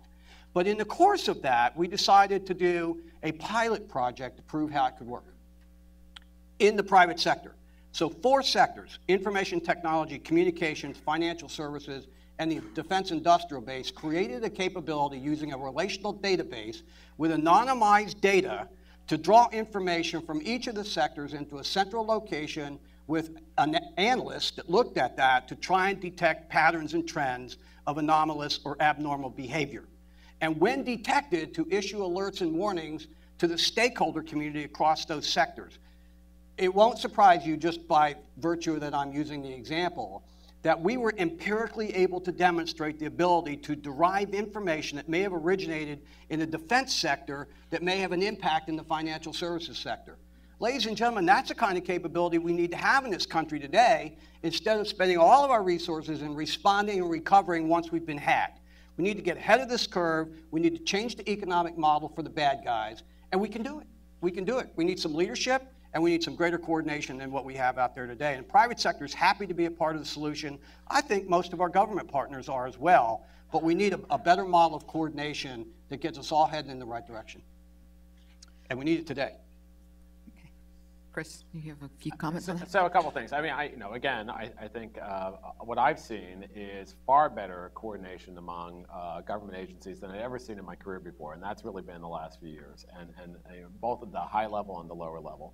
And I do think there's been a lot of things, including, I agree that the metric is not how many warnings you send out, but there's more targeted outreach to industry with respect to certain threats that has been done both at, at various different levels in the government. There has been work through something called the Defense Industrial Base Project to actually work with sectors of industry to help them protect themselves better. These are all evolving things, and they're going to continue to evolve, because when we talk about the threats that are out there, it's not just hitting back. It is actually doing a hell of a lot better job at defense, and that's not just a government issue. That is a private sector issue too, because as the private sector says all the time, and it's true, they control most of the infrastructure. So I do agree there's more to be done in this area. There's more to make those warnings, to prioritize those warnings and say which ones matter. And there's been some good work being done by, for instance, Jane Lute, who's out now talking about the 5 things you need to do, the minimal things that would get rid of 80% of the problems. I think there's a lot more work and a lot more resources that need to be put in there, but I do see a lot more coordination than ever before. On some of the points about, first, the problem with analogies is they suck. Analogies don't apply. And trying to apply a physical world analogy to cyberspace, I've heard this for like 15 years. They never work. And saying there's so many differences in terms of who owns the infrastructure, where the infrastructure is. The fact, trying to compare to the physical world and say, you don't get to launch a plume when there's a cyber attack. You don't have the attribution that you can normally do. So I think first, I wasn't saying, what I was saying about international law, there are countries who believe that no international law applied, period, full stop. So it meant that, if you got to that very high threshold of cyber conflict, which is admittedly high, that things like distinction, proportionality, and the things that have guided us in the physical world for the 20th century wouldn't apply to cyberspace, which means they have freedom of action to do whatever the hell they want. And that's dangerous. And getting an agreement that applies is a constraining thing, not an enabling thing. So I think that's helpful. On the hitting back issue, though, the problem with that is that what are you hitting back against? The problem with cyberspace, if you're a smart attacker, you're going to route your attacks through innocent third parties. A lot of these denial of service attacks, these are compromised computers that are all over the world. So you end up hitting those in Germany, France, Canada, wherever, and you don't actually get back to the attacker. So it does require both better defenses and work to ameliorate the threat. And you have to use all the tools that you have. Some of them are diplomatic, some of them are economic, some of them are law enforcement, as we've seen recently. And then as a last resort, we even said this in the international strategy, you would use even military tools if the threat is great enough. So you have to look at that range of tools. And the U.S. is, in fact, looking at those. So I think, and then finally, back on information sharing, it's not just domestic information sharing. We have to be good at sharing threats internationally because we're not self-contained. The attacks are, we're dealing with not just our close allies, but with countries around the world. So it becomes even a harder problem because we need to share information, sometimes information that's very sensitive, because when you share it, you're then advertising what the vulnerabilities are. But one, I think, important change that was announced by the White House recently is this idea of a vulnerabilities equities process, which is there always had been the sense that when you had vulnerabilities that were discovered, that they would be, there was a lot of competing equities. How do you roll those out? Do you roll those out? Are there intel reasons? Are there operational reasons?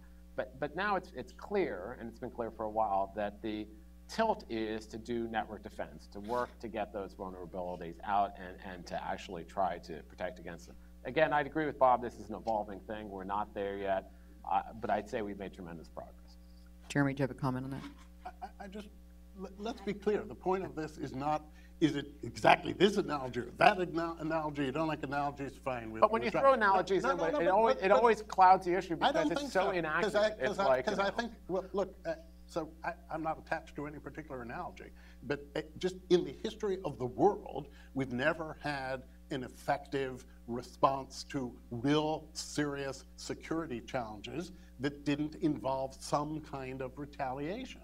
And there is no retaliation on the table now. And I think when we start thinking through retaliation, we ought to at least include in the mix some kind of cyber retaliation. I mean, there's a lot of other things we could do, but we are now almost entirely talking about let's build better locks and let's talk to our friends about the kind of locks that they are building. So I would dispute that anyway. I think that that's one part of it. But as if you look at the documents that are out there, we say we'll look at the full range of capabilities we have, and not just in cyber. And so that's something that I'm not going to get more into. Let's just be precise. What price has China paid for sponsoring looting on this scale? Any?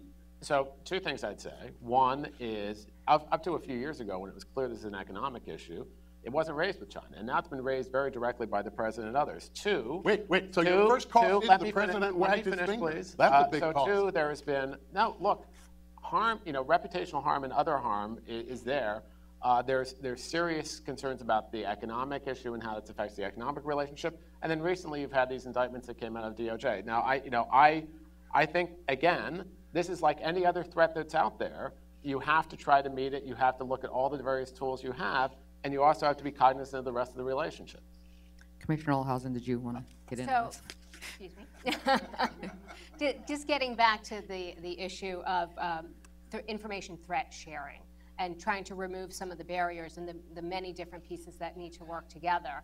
On a smaller scale than maybe some of the things that state and the private have been doing, the FTC and Department of Justice did recently issue a policy statement on sharing cybersecurity data, because some companies expressed concerns that would they be subject to the antitrust laws? Was this some kind of violation? Were they sharing a kind of information that we would find could raise anti-competitive concerns? So we laid out a framework to say most of this kind of information is technical data. It's not the kind of sensitive competitive information that we would be concerned about. So it's just a small piece of the puzzle, but just to give the idea that we are trying to work kind of holistically to remove some of the barriers to achieving some of these things, which I think could have great benefits. So following up on that point, Bob, I guess I think we're going to get to this. Is there a tool set that we're missing? What is keeping us from sharing the right level of information with the right group of people?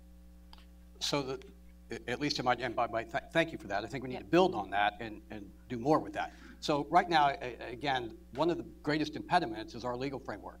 Most of the laws that we have today, and I see Stuart Baker came in the room, he can be a part of this discussion at some point too, but the laws we operate under today were largely written and passed when we lived in a mostly analog world.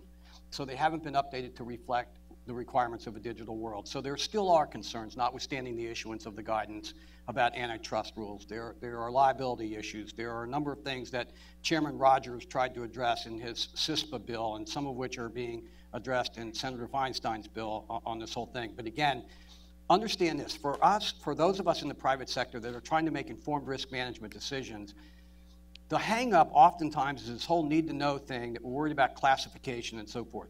What we care about is tactics, techniques, and procedures, right? The sources and methods aren't as relevant to us. We care about understanding the tactics, techniques, and procedures, and this goes back to the analysis around the indicators. What can we learn from past experience that we can share broadly across the stakeholder community? So I would argue the biggest impediment is cultural. The second biggest impediment is the legal framework that we operate within today. And then third, I think the lack of leadership around, notwithstanding comments about we've made progress, you know, the bad guys are getting better faster than the good guys are getting better. And we need to get beyond making, not that anybody was making excuses, but we need to actually move to measuring outcomes based on actionable outcomes, not just how many meetings did we have and how many people came to the meetings, right? What are the actionable outcomes that we can actually take steps to make this country safer and more secure and improve our ability to be competitive in a global environment? So you all have been very patient, and obviously I can let this panel keep going. They will. Questions to the audience? Is there anybody who wants to get in on this dialogue? You guys have been very good this morning. No? All right, over here. Do we have a microphone? Microphone's coming your way. Hold on a second. Right behind you. Right there.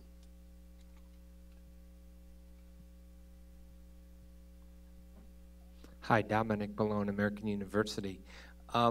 What can the average consumer do to protect his or herself? It seems like we're having this discussion at a very high level, but at the end of the day, it's like, what kind of software can we trust to buy that protects us, or do we have to use the internet less? Do we have to be very careful about how obviously we have to be careful, but what concrete steps or anything? So the FTC does try to focus a lot on informing consumers about steps they can take to protect themselves. So we've got tips and brochures and a lot of online resources, but it's often simple things like making sure your computer has a firewall and that you follow updates to things, but also being careful about not clicking on links that seem to be coming from somebody and you don't really know who they are. And so some very basic precautions like that can be helpful. And sometimes it's the most basic kinds of things. One of the things we hear a lot about is phishing attacks, right? So people can use little bits of data that they've collected through data breaches or social engineering, and then call up and say, "Oh, I'm from your bank. We need to reset your password. There's been, a data breach, and give us your password." Things like that, to try to educate consumers about protecting themselves to not fall for those kinds of things. And some of these things are not new. I remember prosecuting cases in the 1990s where that bad guy would call and ask for your password, and people gave it to them, and sophisticated good people too, and you get into the system very easily that way. And the FTC has done a lot of good work around this. There's a lot of work also in terms of trying to raise user awareness. There's something called Cybersecurity Awareness Month in October, but it's not just in October, it's all through the year. The problem is this: it's hard for end users to really, yes, they should be updated. There's some basic things they should be doing, and using the internet less is not one of them, but I think really making sure that they have the right protections in place. But ultimately, and speaking for myself, I think ultimately the way this is going to evolve is that you have to move some of the security back from the end users, so that it's being done at different levels, and that's happening. A lot of the ISPs are providing some of these services, and I think that's important too. So, this is a real challenge. We've been talking about awareness in this issue for as long as I've been involved, and the awareness is greater now, but it's not mainstream for a lot of people. And I think it helps when they see reports of big data breaches, then they pay attention. But it has to be more systemic. And that's not, again, just a US issue. That's an issue around the world. Part of it's awareness raising. Part of it is having the right tools in place. There are also a number of things that have come out. I mentioned Jane Loop, but others have the 4, sometimes the 10 things that people should do that are not hard to do, and that get rid of 85% of the problem. So, and that's true for businesses and users. Problem is, I would bet most people, even in this room, if they were honest, didn't know the FTC had that available. I can promise you most average citizens don't. Okay, so while that's all good work, nobody knows about it. So what good is it, really, in the broad scale? So to Chris's point, listen, empirically, I mean, that's not meant to be a negative thing, except that we got to do a better job of educating people. Commissioner Swindle did try to do Dewey the Turtle. It didn't really pan out. Well, right. 80% of this cybersecurity problem is a result of poor or no cyber hygiene. To your question, the basic things that people could do, to the Commissioner's response about passwords and firewalls and updating your antivirus settings, and the basic fundamental things that most people don't even know because they're not IT people, right? So where can they go to get that information? So what's interesting to me is, if y'all remember, there was a lot of attention around the President's Cyberspace Policy Review. I think you had a little something to do with that. Released in the East Room in May of 2009. Included in that report was 10 near-term action items. Guess what number 6 was? To create a national education and awareness campaign around cyber. Well, it's 5 years later, right? And we need to take the agencies like the FTC, the FCC, the Small Business Administration, the IRS, the Postal Service, that have interaction with regular citizens on a day-to-day basis. Bring the academic community. We need to teach young people about cybersecurity and cyber ethics. It needs to be built into our academic curriculum. We need to bring the private sector and trade associations around the country and the world into this. And I'll be real quick. History's a great teacher. A few years ago, when this country was threatened by the risk of the H1N1 virus, everybody remember that? There was a huge campaign to teach people how to change their behavior. Do you remember that? We were told to cough into our sleeves, not our hands. Hand sanitizers began showing up every place we were. Posters on the grocery store window telling people how to protect themselves from being infected by the H1N1 virus. That's the kind of comprehensive and sustained national education awareness campaign we have to have for cyber, and leverage the great work that the FTC has done to get that information out to a broader community. These are things we could be doing today, and if you raise that 80% number by 10 or 20%, it disrupts the business model and the tactics of the bad guys. That's part of deterrence. That moves the needle in a positive direction. We should do it today. And $100 to the first person who comes up with a better phrase than cyber hygiene. Other questions? I think we've got one in the back over here. Hi, I'm Russ Reed with the International Security Observer. I have a question regarding offensive versus defensive capabilities when it comes to cybersecurity. An analogy that I've seen in my research that I like to use is between a gun and a bulletproof vest, in that we'll always develop a gun that will defeat that bulletproof vest. In the same regard, strictly maintaining this defensive posture, is this not going to be the same thing? We can educate, we can make defensive networks, we can improve ourselves upon that, but there's constantly evolving hacking out there, there's threats that are constantly evolving on a daily basis. Is maintaining this defensive posture not inevitably going to be futile? And that's just a general question for the entire panel, I might add. Well, let me just say, I totally agree with you. And I just to put it in perspective, 10 years ago, you could have said, this is a thing we're a little bit concerned about, but we've got a lot of other things that we're working on with Russia and China, and so we want to maintain our good relations with them. Well, one, we don't have good relations with them anyway, and two, this really should have risen up on our priority scale. This is a very, very serious threat. And there is just, I think, something preposterous about saying, well, yeah, if we all put on better bulletproof vests and get better locks and we're going to get hunkered down, and then we can talk to the Chinese about, I don't know, what is it you talk to them about? This should be probably our single highest priority. General Hayden said it. I think that was totally right. This is central to our relationship. So again, defense is only part of this. It's part of the puzzle. It's not the sole thing that the U.S. government or the private sector is doing. But if you don't actually have good defense, I mean, that's a predicate, right? That's a foundational for anything else you're doing. But we will look at, and we have looked at generally all the tools that we have as we respond to various threats out there and what the threat is and how best to focus on it. But you also have to figure out how that plays in. What are the escalatory aspects? How do you make sure that, just like you do in any other area of endeavor, how do you make sure that you're actually addressing the threat without creating larger threats? And I think that is being done, and I think we do have policies with respect to that. And I think that one of the reasons we're honing our defensive tools, but at the same time, and you've heard the DoD talk about this.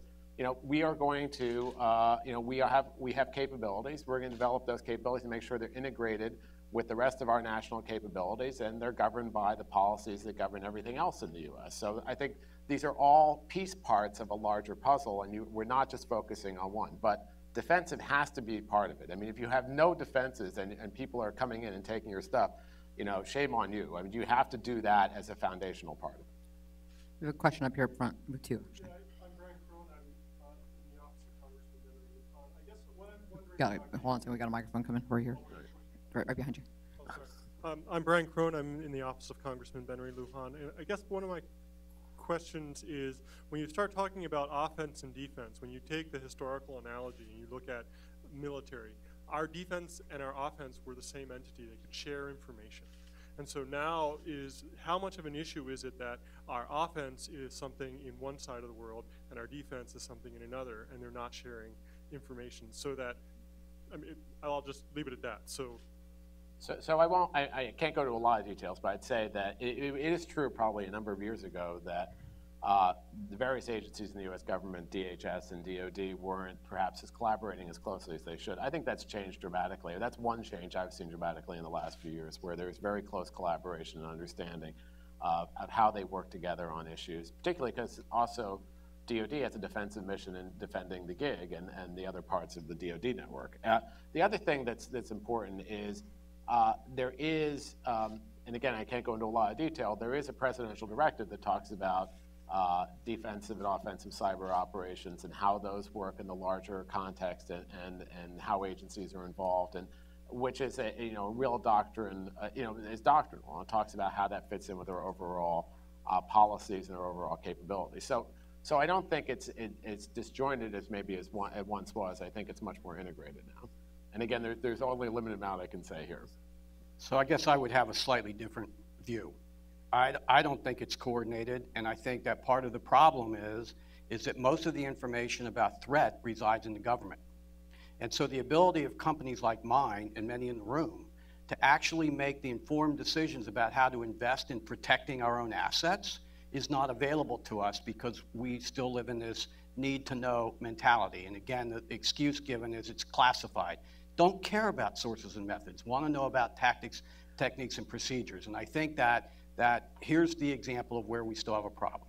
In this country today, we do not have an agreement on where the handoff is between Homeland Security and national security.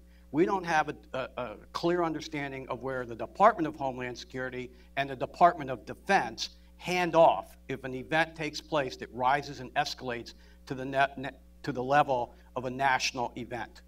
The evidence of that is the fact that under presidential directive, there was an attempt to create a national cyber incident response plan.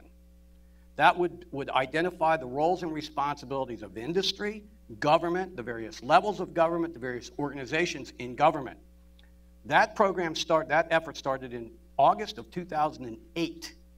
A draft of the NCIRP has been sitting at the White House for 3 years, okay? So even as we sit here today, if an event escalates, we do not have clarity around authorities, we don't have clarity around responsibilities, and so again, there's an expectation that if a nation state is launching a distributed denial of service attack against the financial sector, that the banks and lending institutions are responsible for defending against that. Again, there's a disconnect around Homeland Security, national security, and the responsibility of the private sector in investing and managing risk in this cyber domain. So I hate to disagree with my good friend Bob. Feel free. For many years, but feel free. But the National Cyber Incident Response Plan was in fact drafted and tested in a national level exercise involving cyber. Was the first time it was ever a national level exercise. The reason it's still in draft form is because it continually evolves. The idea was this cannot be finalized, so it's not this dead document no one's using. And yes, it is. No, yes, it is. I would totally, Bob, I would totally disagree. I mean, you and I have different views on this. I see it in action. I'm part of it because on the international aspect, but it's much more handled by our operational people.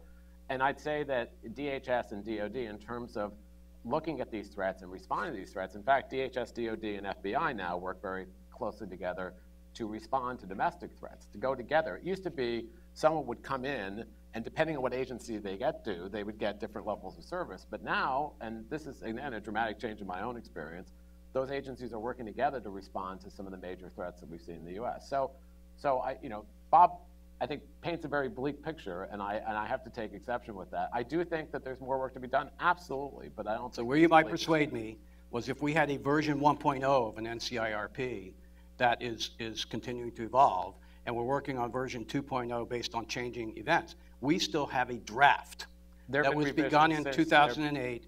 And I won't take the time here because we don't have enough time, but I'd love to have a conversation about NLE 2012 and what that really was and was not. On that note, we don't have time today. I'm sorry, we have to go on to our next speaker, so I just want to thank you for a very healthy dialogue between our panelists and remind you that this can continue to go on at techpolicydaily.com. So thank you all very much.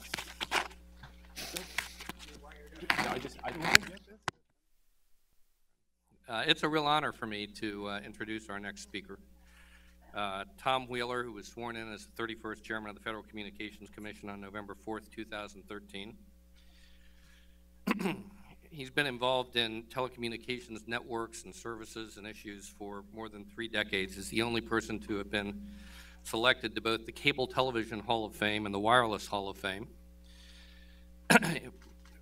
He's served as the chairman of the Cellular Telecommunications and Internet Association, as well as leading the National Cable Television Association.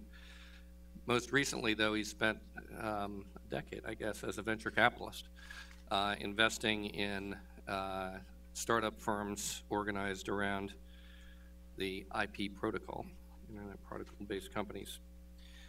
He's an author and a historian. His most recent book is Mr. Lincoln's T-Mails, the untold story of how Abraham Lincoln used the telegraph to win the Civil War. I think there was a cybersecurity issue there too, probably early days. Tom has come to the Federal Communications Commission at a time of tremendous upheaval and transformation. He has just a few modest items facing him when he arrived and are on his plate. Little things like the transition from an analog to a digital telecommunications infrastructure, the so-called IP transition, the effort to move 120 megahertz of spectrum out of the broadcasting environment and into the mobile wireless ecosystem through a unprecedented incentive auction effort, and then this little matter that probably no one's heard of, net neutrality, that has been hanging around. So he has got a lot on his plate, and we are especially honored that he's with us here today. I do want to say that Tom has been a personal friend for many years. We have had the pleasure of working with him on a number of things since he has been chairman of the commission. On September 10th and 12th, AEI, along with the University of Nebraska Law School, will be sponsoring a conference, co-sponsoring a conference with the Federal Communications Commission on regulating the evolving broadband ecosystem. And we've just issued a call for papers for participants at that conference, which will be held at FCC headquarters in the 3 days or so before the TPRC conference that so many people come in for. So we're grateful for that opportunity. So with those preliminaries, I am delighted to introduce the chairman of the Federal Communications Commission, Tom Wheeler, and just to make a procedural note, Tom has a lunch immediately following and is not going to be able to take questions, but we are looking very much forward to his remarks. Mr. Oh, you know, I was actually looking forward to turning this around. And then I could, and then I could say that I had actually accomplished something today in my visit. It's great to be here. Thank you, Jeff, and thank you to AEI for hosting this important conference. Yes, Jeff and I have known each other for longer than either one of us would like to admit. We have been on the same side of some issues, and we have been on opposite sides of other issues. I would rather be on the same side of an issue knowing Jeff's prodigious capabilities. But I do appreciate this opportunity. I'm honored to be part of such an incredible lineup. General Hayden, General Alexander, Chairman Rogers, Chris Painter, Commissioner Olhausen, and so many others that are here. And I really appreciate the opportunity. Since this is the first day of the World Cup taking place in Brazil, I've decided to deliver my remarks in Portuguese.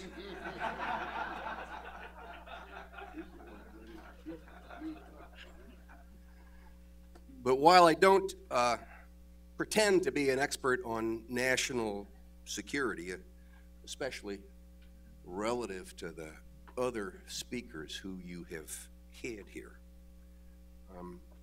I do suspect that the reason that you were kind enough to invite me today is because I do at least pretend to know a little bit about networks, and our cybersecurity challenge is network-based.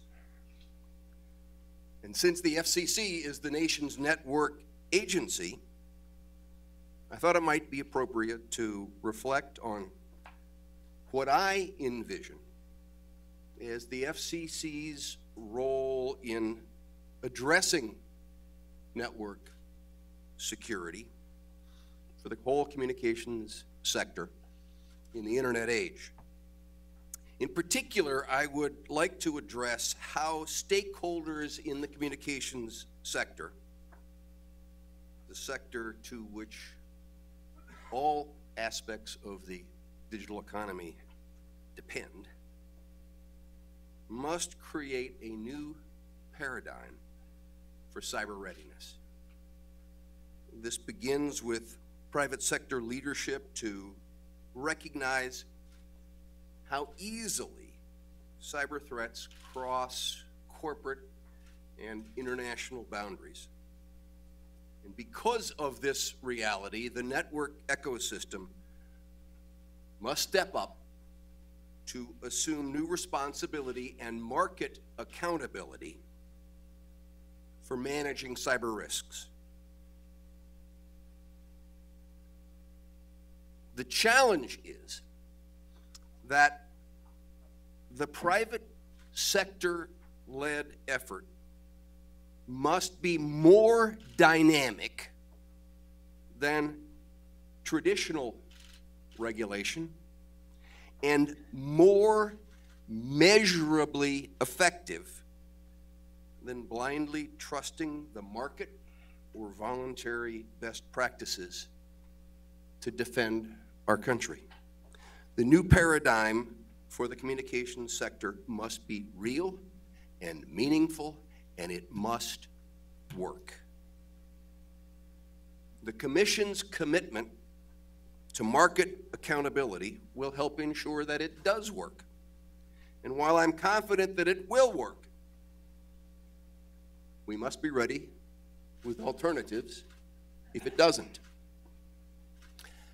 Now, let me pause right there before the headline writers decide to interpret this as FCC wants to regulate cyber.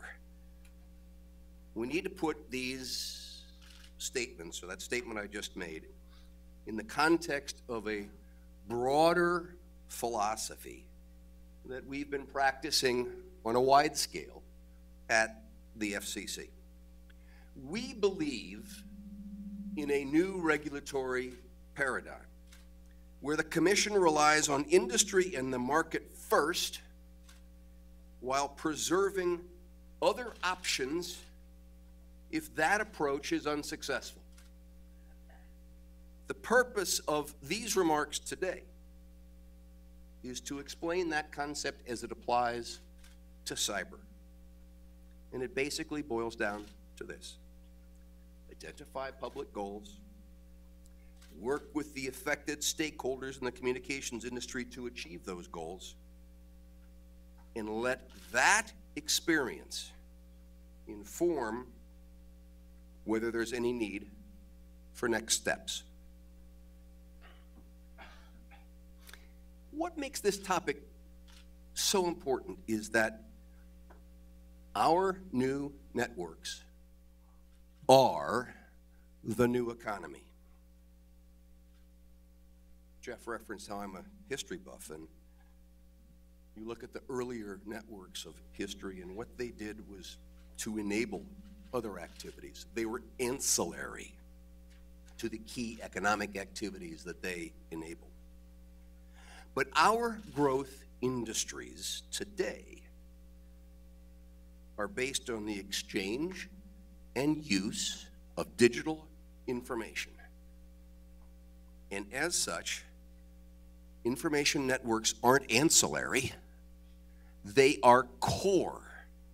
They are integral to what our new economy is all about, and their security is vital. For all the ways that the internet has already transformed our lives, today's network revolution is constantly creating enormous new opportunities to grow our economy, to enhance U.S. competitiveness, and to improve the lives of the American people. Yet, these changes also raise new security challenges. Challenges that must be addressed if we hope to seize the opportunities. Consider the Internet of Things, for instance. Every second, 100 new things attach to the Internet, and most of them are inanimate, are not people. Soon we'll have refrigerators talking to milk cartons and sending you a message on your iPhone to pick up a quart on the way home. Cisco forecasts that by 2020, and you know, 2020 sounds like a long way off. That's less than half a dozen years away. Cisco forecasts that by 2020, over 50 billion, with a B, inanimate devices will be interconnected. And expressed another way, in keeping with the theme of this meeting, that means 50 billion new attack vectors. Similar threats continue to grow with mobile apps, social networks, and the other realities, excuse me, of our rapidly evolving networked world. And it's not as if cybersecurity weren't already complicated enough. Our cyber adversaries do not fit into a particular profile.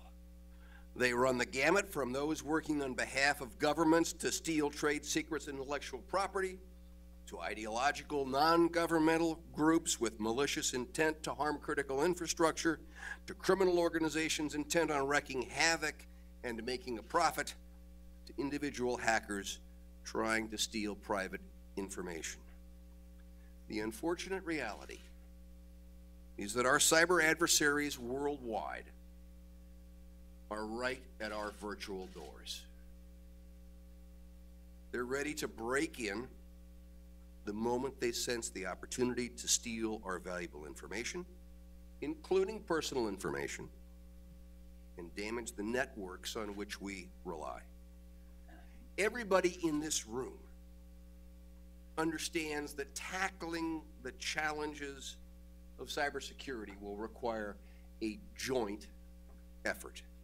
That means collaboration within the federal government, collaboration between federal, state, and local governments, collaboration between the U.S. and foreign governments, collaboration between government and the private sector, and even inter- and intra-industry collaboration.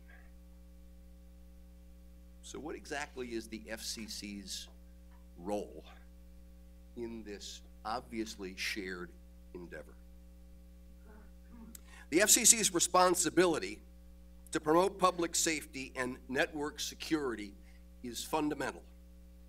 Our mandate is codified in the Communications Act, which tells us that the FCC was established for the purpose of, among other things, promoting the national defense and the safety of life and property. Allow me to get wonky for a second. Our telecom law was last updated in 1996, early in the life of the new internet protocol world. I was there. I know that what we take for granted today wasn't even imagined at the time. Yet the beautiful thing about our communications law is the ability that Congress has given to this agency to face new circumstances. The drafters of the statute spoke wisely in terms of effects, such as the public interest, convenience, and necessity. While there are many proscriptive parts of the statute, it maintains at its core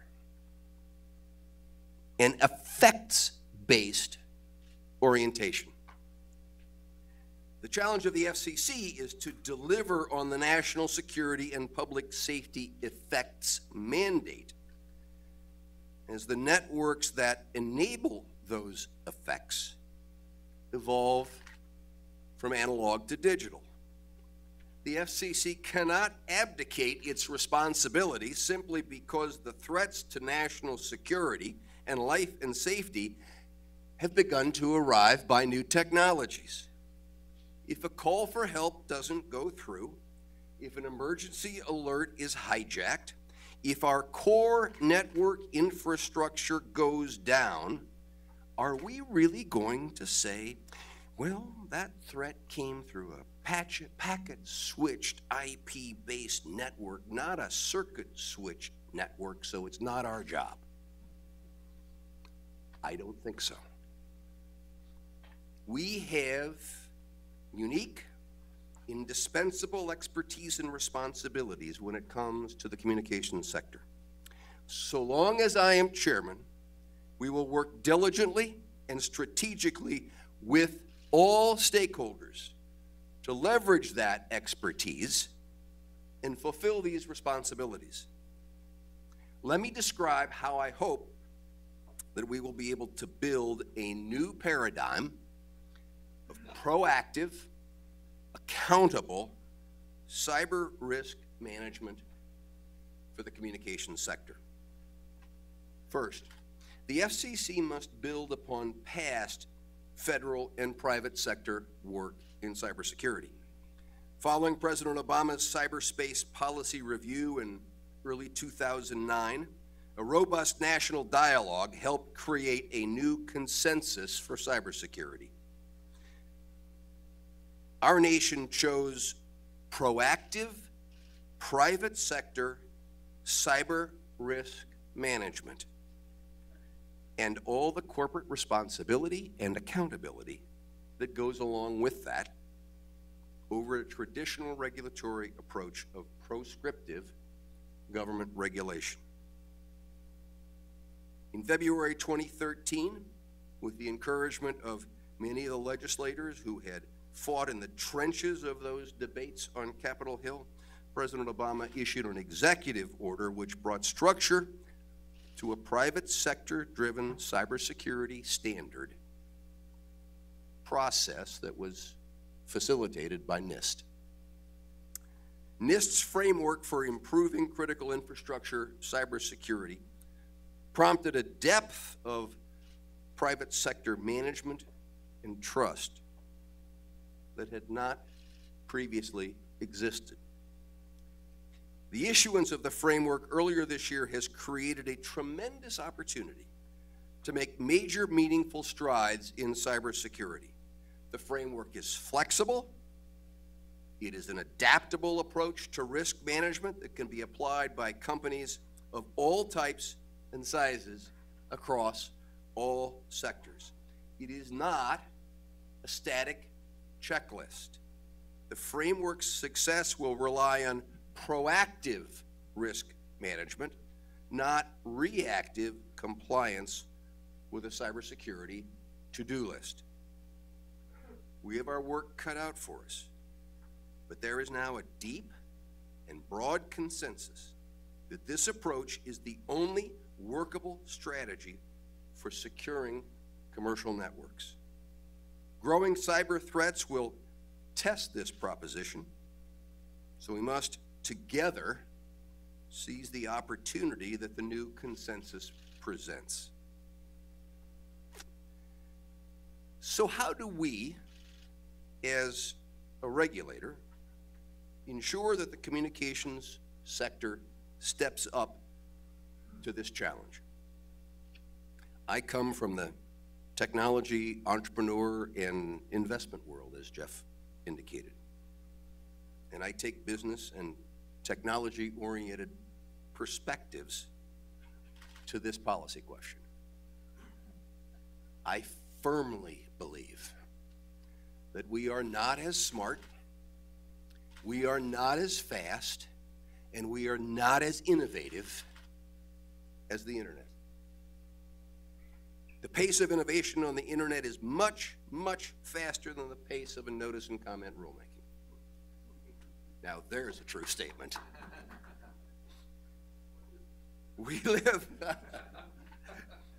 in an age when a few smart 20-year-olds in somebody's garage can render standard technology obsolete within months.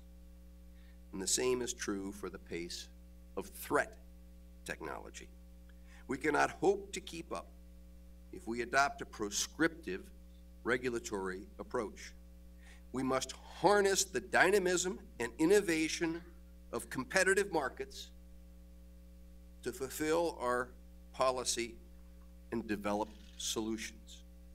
We are therefore challenging private sector stakeholders to create new regulatory paradigm of business-driven cybersecurity risk management.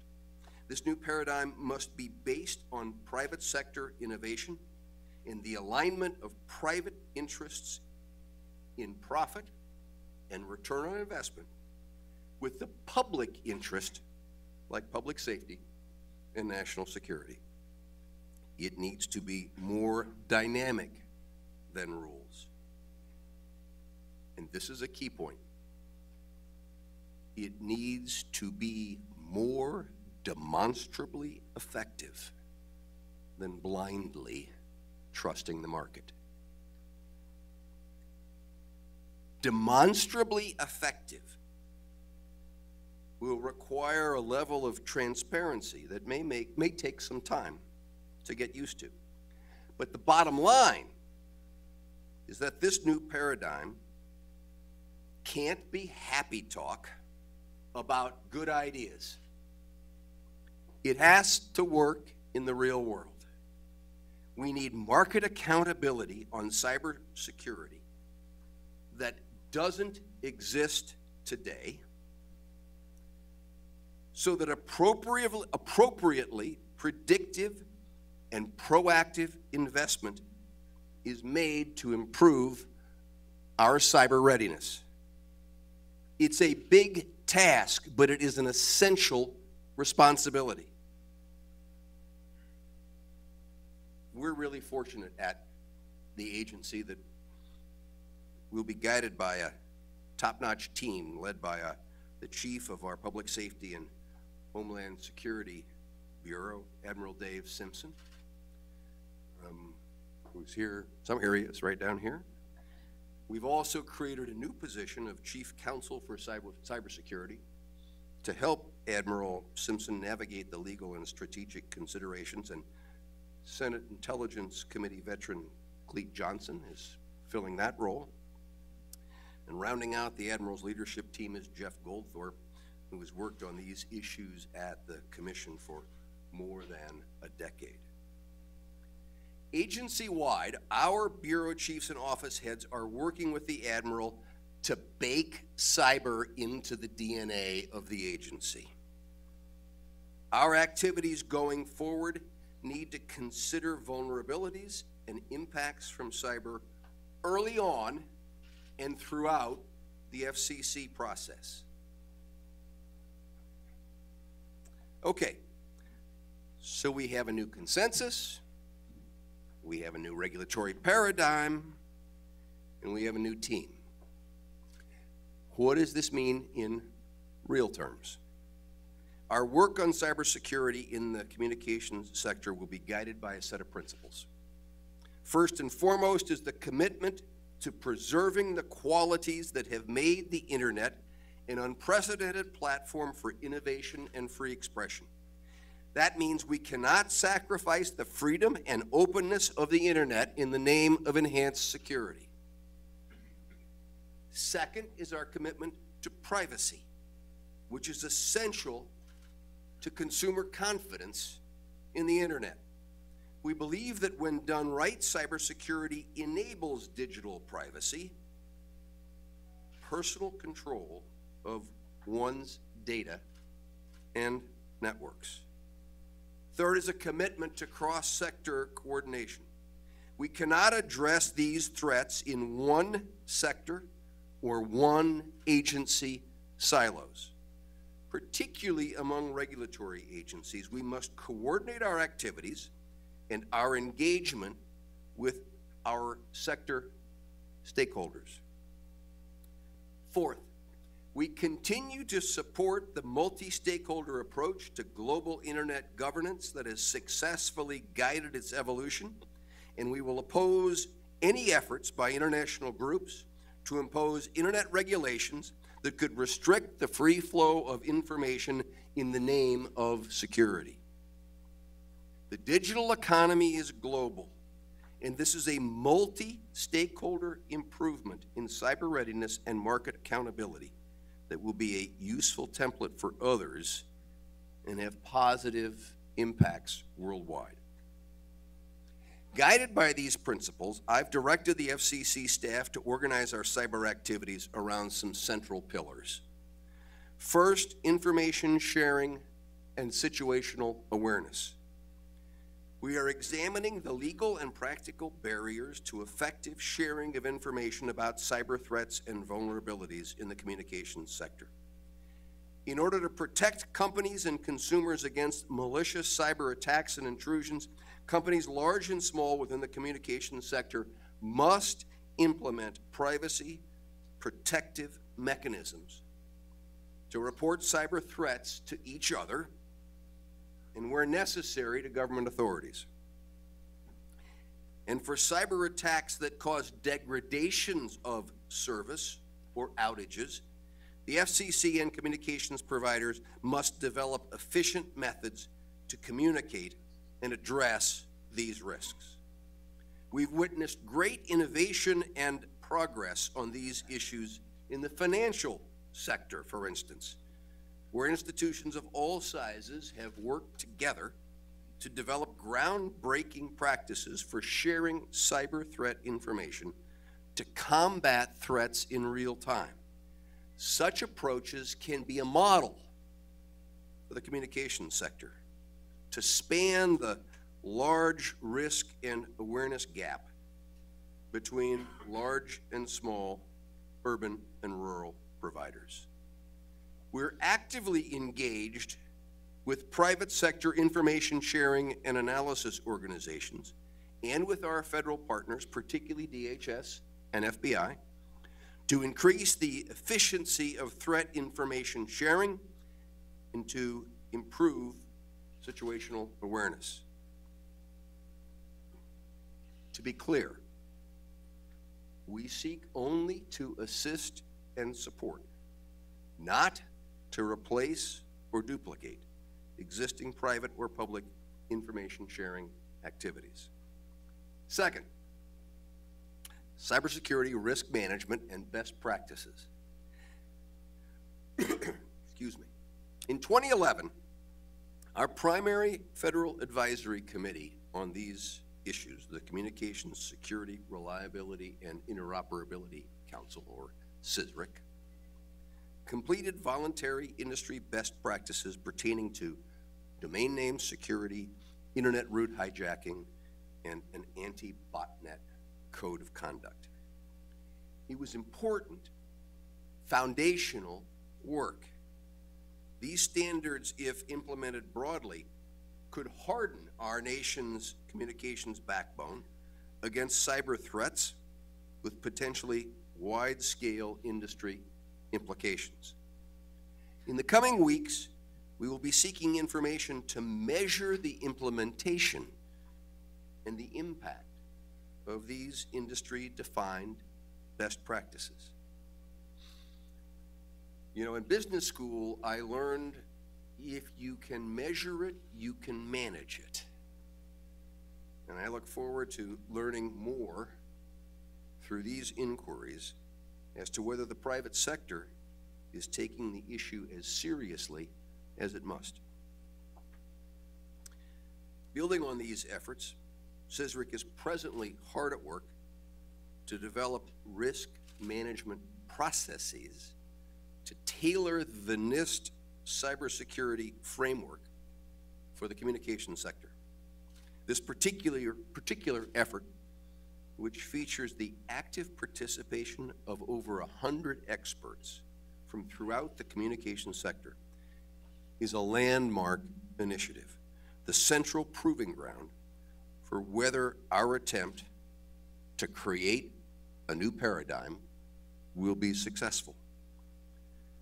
We're asking communications providers to work with us in setting the course for years to come regarding how companies in this sector communicate and manage risk internally with their customers, with their business partners, and with the government. This will require a degree of transparency and assurance to give customers, consumers, fellow providers, the market, and the FCC confidence that internal efforts are proactively addressing the threats to broader public interests. Third, investment in innovation and professional development. I have chartered the Commission's Technological Advisory Council to explore specific opportunities where R&D activity, beyond the activity of a single company, might result in positive cybersecurity benefit for the entire industry. In collaboration with academia and communications technology stakeholders, we will identify incentives, impediments, and opportunities for security innovation in the market for communications hardware, firmware, and software. We also must work with academia and NIST to evaluate the maturation of our nation's cybersecurity workforce. Cybersecurity professionals are among our nation's most talented, educated, and dedicated workers. And so we seek to understand the current state of professional standards and accountability. And with our partners, understand where the FCC might positively contribute towards further professionalization of the workforce. So how will we measure success or failure of this new paradigm? This is the toughest and most important question that our stakeholders have to answer. We cannot continue on a path that lets individual networks put other networks, American businesses, and consumers at risk. We need to develop market accountability that doesn't currently exist. And unlike financial risk, for which we have several centuries of quantified data on which to draw, quantitative cyber risk factors are relatively immature. But that doesn't mean that we just throw up our hands and give up. I've directed the FCC staff to work with our partners in the federal government and the private sector to gather input on how to measure, assess, and manage cyber risk in the communications sector. Some common success factors are already emerging from that dialogue. First, companies conduct thorough inventories of their exposure to various cyber risks internally and with their partners. Second, they conduct qualitative assessments of their management of these identified cyber risks. And third, they seek data from those quantitative assessments. I'll get this right. They seek data from those qualitative assessments to develop quantitative measurements, quantitative metrics pertinent to their own internal needs. And fourth, they invest to close cyber readiness gaps, making conscious, measured choices to mitigate risk. In short, identify the cyber risk universe, develop internal controls, assess implementation, and monitor effects. This sounds a lot like how enterprise risk management has always been done across all risks. Applying it to cyber risk would then seem to be a no-brainer. Companies must have the capacity to assure themselves, their shareholders, their boards, and their nation of the sufficiency of their own cyber risk management practices. These risk assessment approaches will undoubtedly differ from company to company. But regardless of the specific approach a company might choose, it is crucial that companies develop methodologies that give them a meaningful understanding of their risk exposure and risk management posture that can be communicated internally and externally. This is what we're asking our stakeholders to do. Once individual companies have an understanding of their own risk posture, we can answer follow-on questions about the appropriate way to communicate this risk to business partners, consumers, and the public. We expect this to prompt a virtuous cycle of security, privacy, and innovation, in which the market continually drives to improve these mutually reinforcing values, so that ISP now stands for innovation, security, and privacy. One last point. Solving the technological challenge of cybersecurity is, for all its difficulties, the easy part. The hard part's changing behavior. According to one study, 90% of breaches in a recent year could have been prevented with basic or intermediate security measures. People recognize that cybersecurity is a problem that must be addressed, but too few people are acting on that information. From consumers who may not know exactly why they need to update their passwords, to C-suite executives who don't yet fully grasp the threat that cyber attacks pose to their company's viability, nor how they can match the risk with investment in cyber defenses.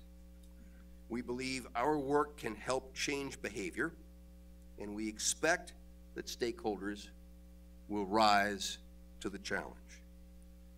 The communications sector is at a crucial juncture. We know that there are threats to the communications networks upon which we all rely. We know those threats are growing, and we have agreed that industry-based solutions are the right approach. The question is, will this approach work? We're not Pollyannas. We will implement this approach and measure results. And it is those results that will tell us what, if any, next steps must be taken. Thank you very much for the opportunity to be here, and thank you for your attention.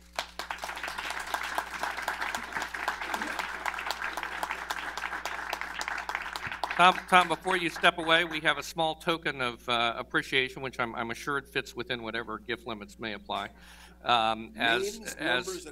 This is Mike Daniels' book. As an historian and investor in early stage internet companies, the chairman of our National Advisory Council was the early stage investor in a little company called Network Solutions, and that's the story about how that all came about. We thought you'd enjoy that. So, Tom, thank you for being with us. Everybody, let's give one more round of applause for Tom Wheeler.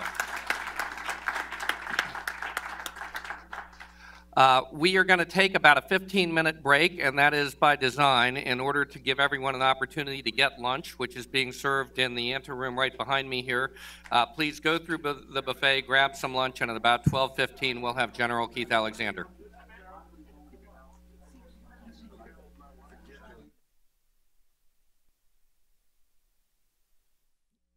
If there is a single leading expert, someone who has lived through more and knows more and is in a position to contribute more to the topics that we're discussing today,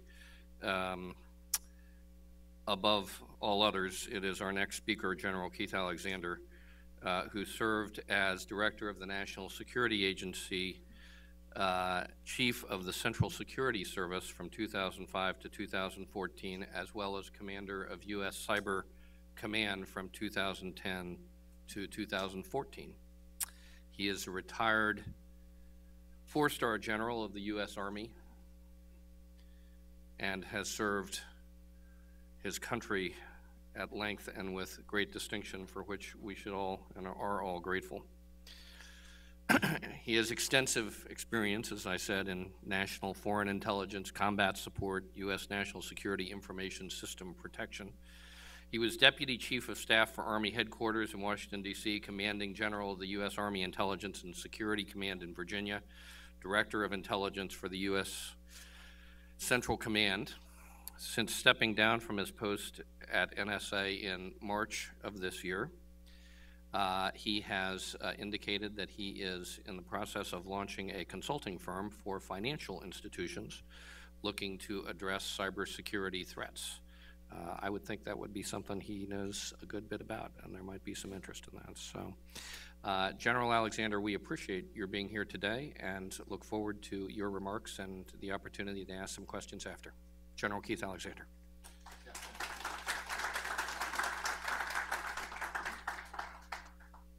That's pretty good. You know, and that was one of the jobs I actually trained for, to turn these around, but I didn't do it right. And so he got the job, so I'm left trying to start a company. I'll tell you, one, it's great to be here. I'm going to talk about, oh, you wanted cybersecurity. I had quantum physics and I had some of the other things. I think that would be of interest. Actually, there are, you know, we live in amazing times. I want to talk about that because from where I now stand and from what I had the opportunity to look at, this is some of the biggest transformation going on in history. What's going on in the data world, what's going on in cloud computing. I've had a chance to work with a number of you that are here, and it brings in some risk and stuff. And I think we need to talk about it. And then that's the first 2 hours. And then the third hour, I'm going to go into see who's still awake. No, I'm going to mention he who should not be mentioned in public. But we're going to talk about that a little bit and give you some of my thoughts briefly. And then I'll open it up for questions. But first, data. You know, it is, and almost everybody in this room, I think everybody in this room probably has an iPhone on them. How many here have an iPhone or a Samsung Galaxy on? Just put that up. Okay, please turn those off during this speech. No. Oh, yeah, I should. Yeah, that's right. Thank you. When you think about it, think about how wired we are. Think about the amount of data that's coming our way. Think about what we have access to. There's some great videos out there if you go online. One called 2014, Did You Know 2014? And the statistics in there help tell a story that we've lived, but we really don't realize what's happening, the wonder that's going on around us. And let me give you some of that wonder. This year, the amount of unique data that will be created worldwide is 3.5 zettabytes. Zettabytes. You know, I wanted to name my company Zeta something, and somebody already took that one. But it's 3.5 zettabytes. That's 10 to the 21st power. Unique information worldwide. That's more information than was created in the last 5,000 years combined. More information than was created in the last 5,000 years combined.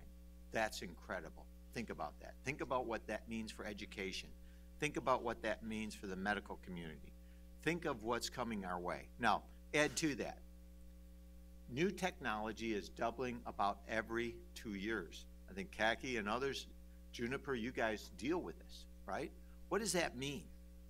That means that kids like me who are in their freshman year of college, okay, I might have missed that a little bit, the best 4 years of my life.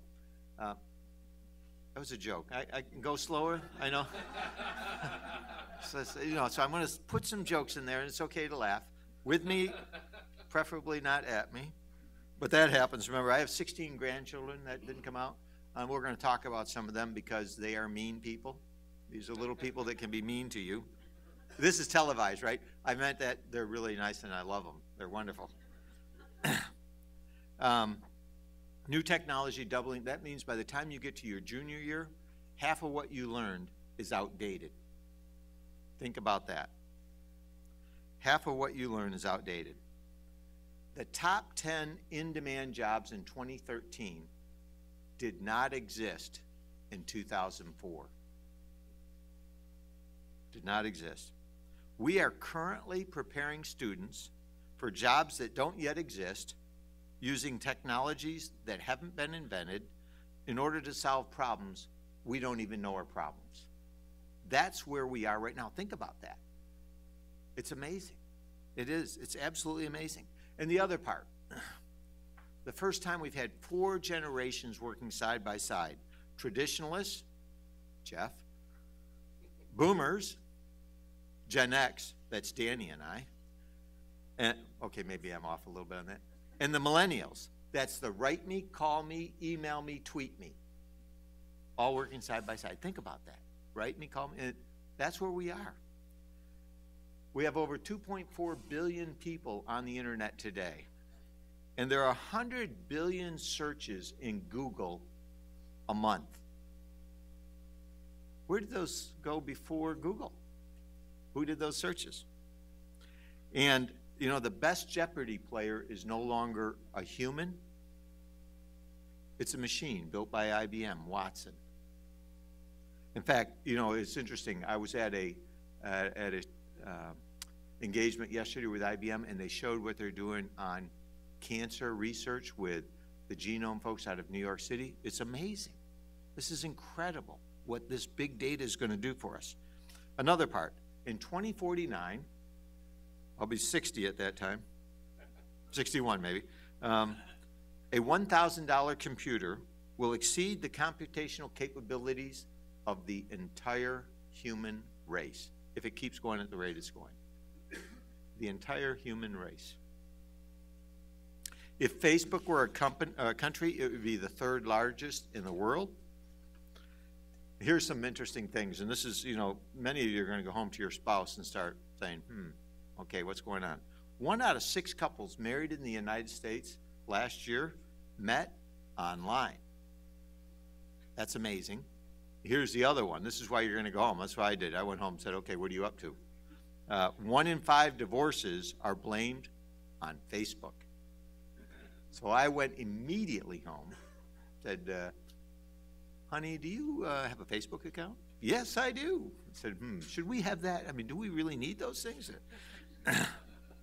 50 billion devices will be connected to the internet by 2020.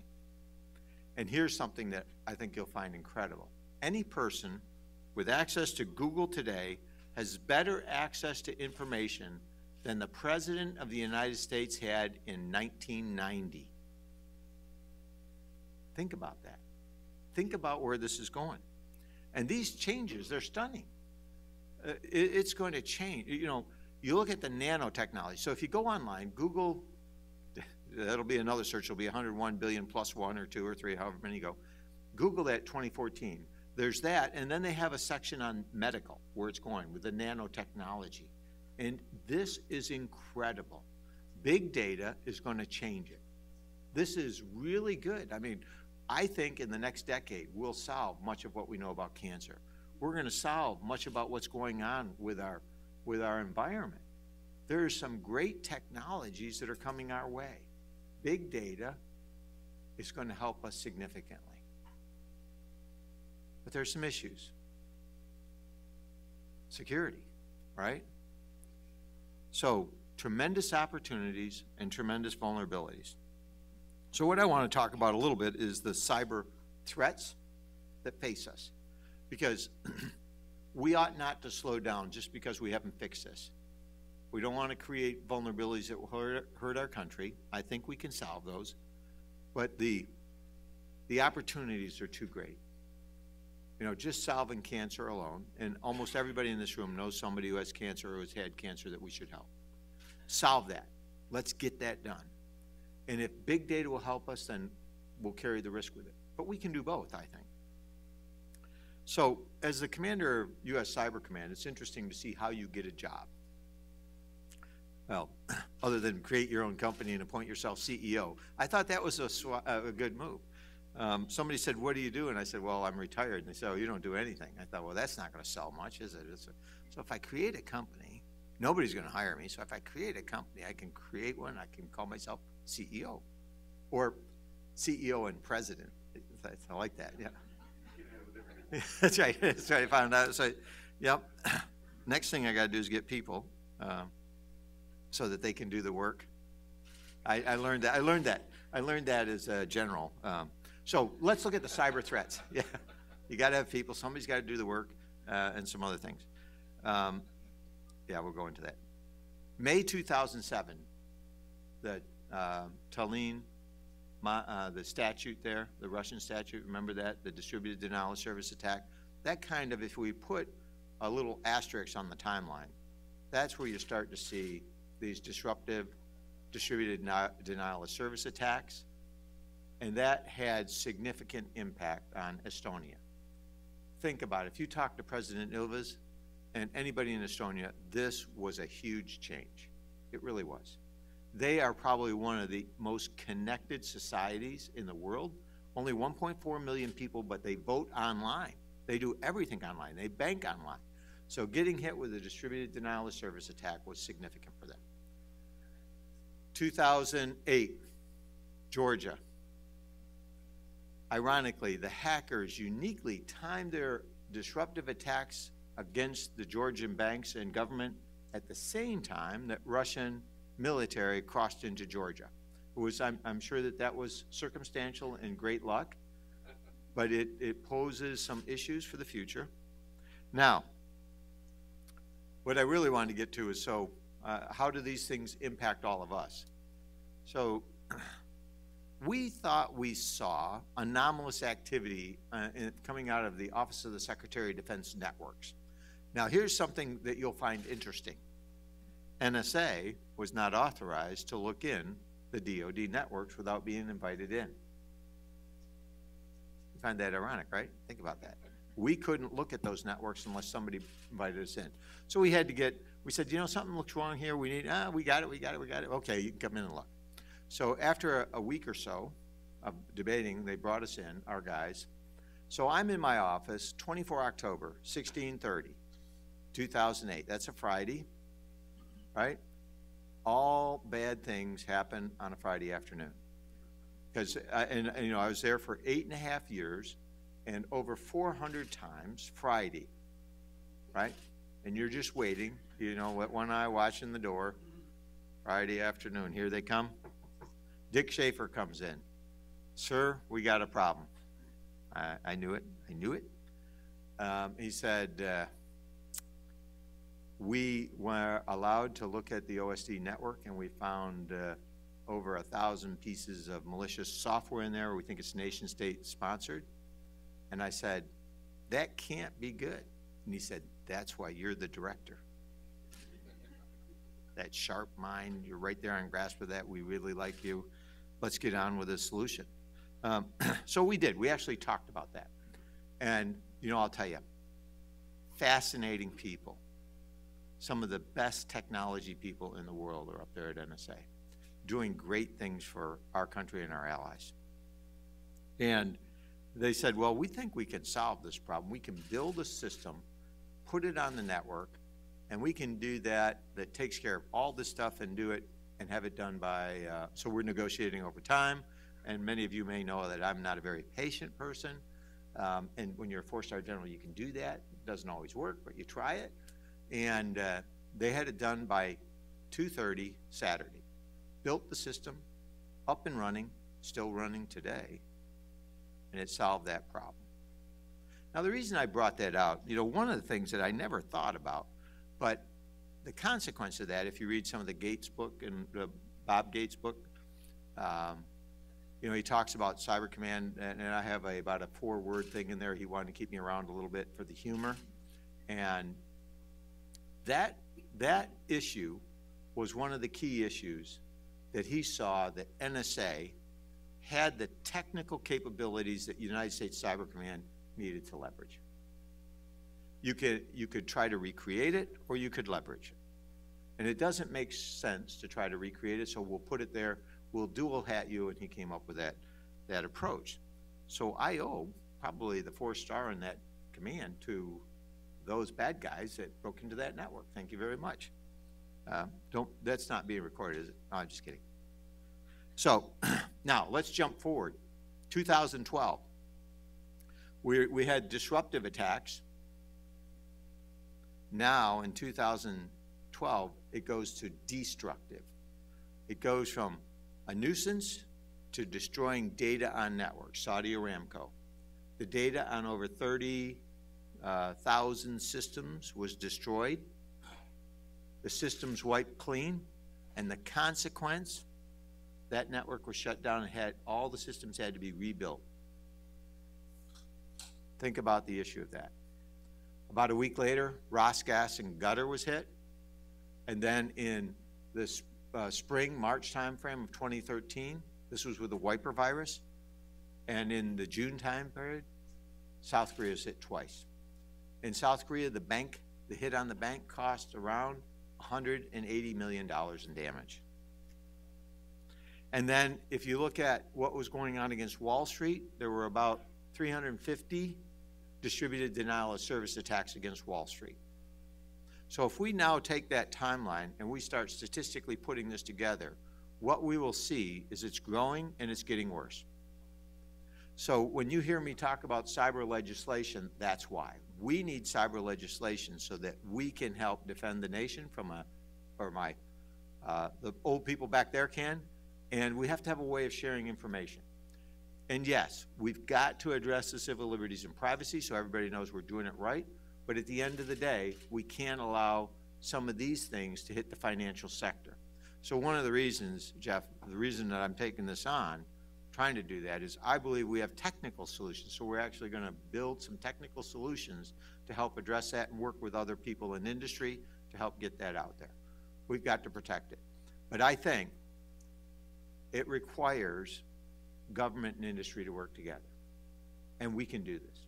We've got to do this. And I think it's not just our country, but we've got to work with others. You know, and so some of the issues when you start to look at it, so how do we cope with these threats? I don't know. No, just kidding.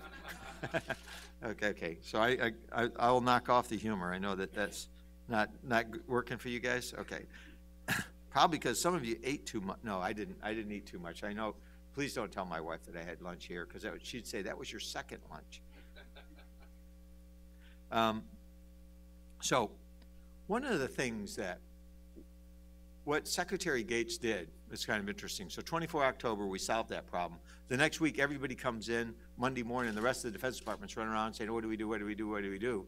We're on to the next problem. It's solved. We figure, okay, that's done. Check. A little green thing, check. We're on to the next problem. And the issue that came up was we've got to move out. We've got to go on. So what he did is he said, well, you guys solved this. You're responsible. At that time, I had the Joint Functional Component Command Net Warfare and NSA. And he said, well, since you're not fully occupied and you've got spare time, I see you are sleeping at night, right? Yeah, I am. Okay, so there's some hours. We can work on this. We're going to give you the Joint Task Force Global Network Ops. So now you have both the offense and defense working together. And what an amazing time that was. Because as soon as you get that, you think, I think they're giving this to us for a reason. And when you look at it, the first thing that you recognize, the Defense Department's got big networks, 15,000 enclaves, 15,000 sets of networks that are all interconnected with system administrators and stuff. And if you put that on the table, you say, so this means that when you're doing patches and you're going after these networks and you're fixing them, everybody has to do it. If one leaves it open, you have a vulnerability. And so what do you think statistically the chances are of somebody screwing up every time you go to do something?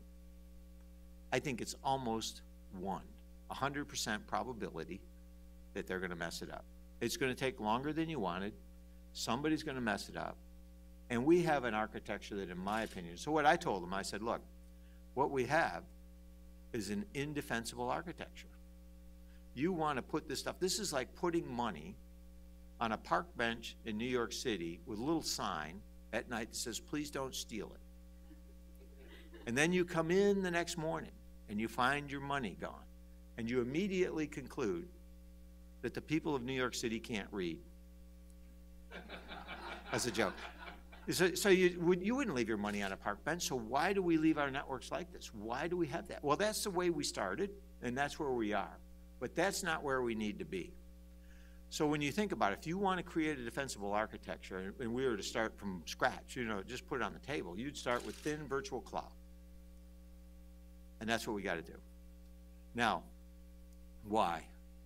Well, one, you can defend the data better in the cloud. Now everybody says, doesn't that give you one area that they can attack? Yeah, it's like a bank. Think of this as a bank. We put all our money in a bank. We don't spread it out through all the park benches in New York City and say they won't get it all. They'll just get some. Well, that's what they're doing. They're getting some, and then they can transit to others, and they get the rest. We can secure the data better in the cloud than we can in the architecture that we have today. Of that, I am convinced. And we can make the cloud securable. But here's the reason, the other reason we have to move to the cloud. Mobile users. And there's two sets of mobile users. The most important is our tactical forces. When you think about the tactical forces out there, when we talk about network security, everybody's talking about the Pentagon and all our administrative networks, right? And they're not thinking about the poor guys that are out there, because they're going to be the ones that in the next war are targeted. How do you defend them in cyberspace? Well, actually, our cyber folks are over here defending the administrative networks. Who's defending the tactical networks, and how do you do that? And the answer is, well, that's our job. We've got to do that.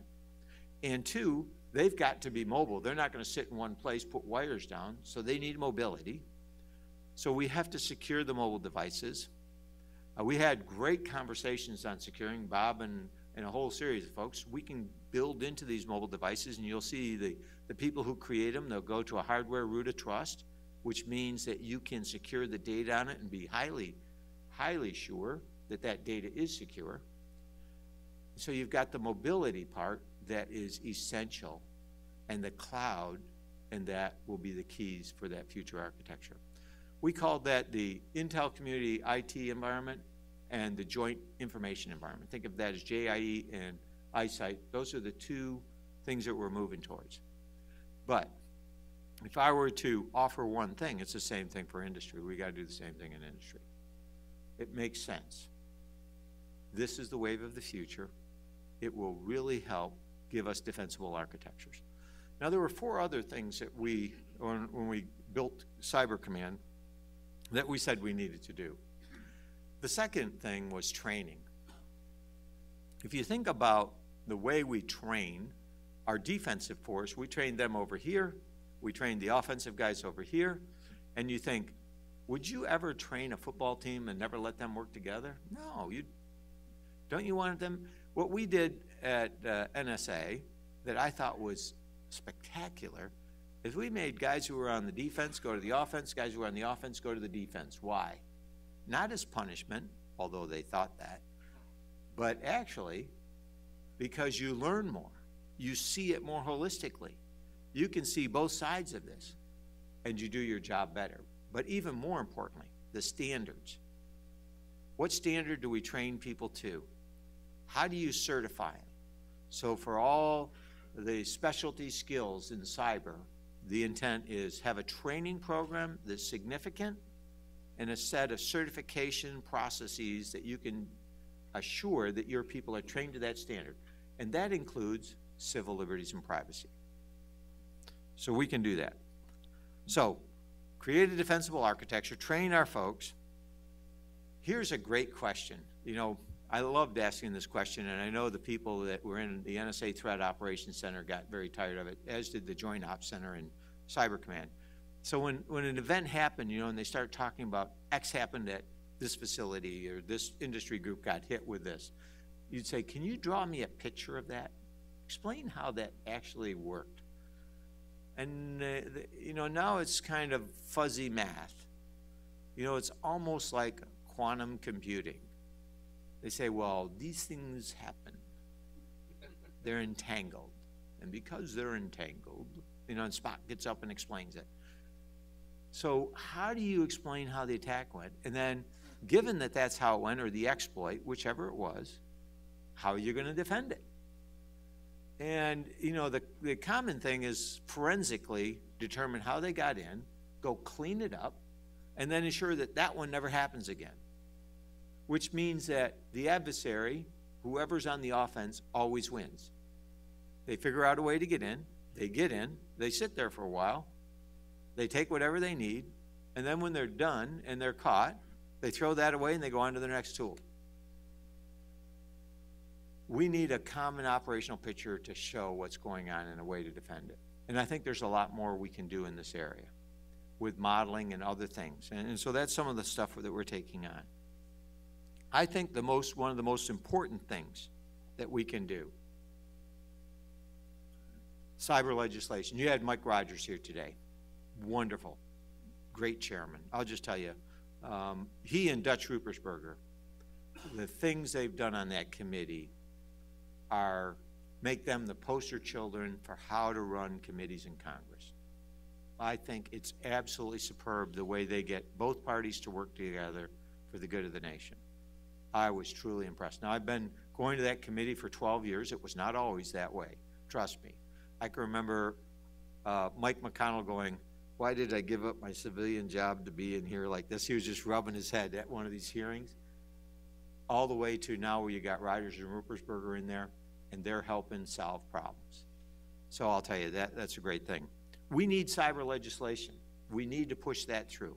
We have to have the ability for government to share with industry and industry to share with government the types of malicious activity that's out there. I'm not talking personally identifiable information. I'm talking malicious activity.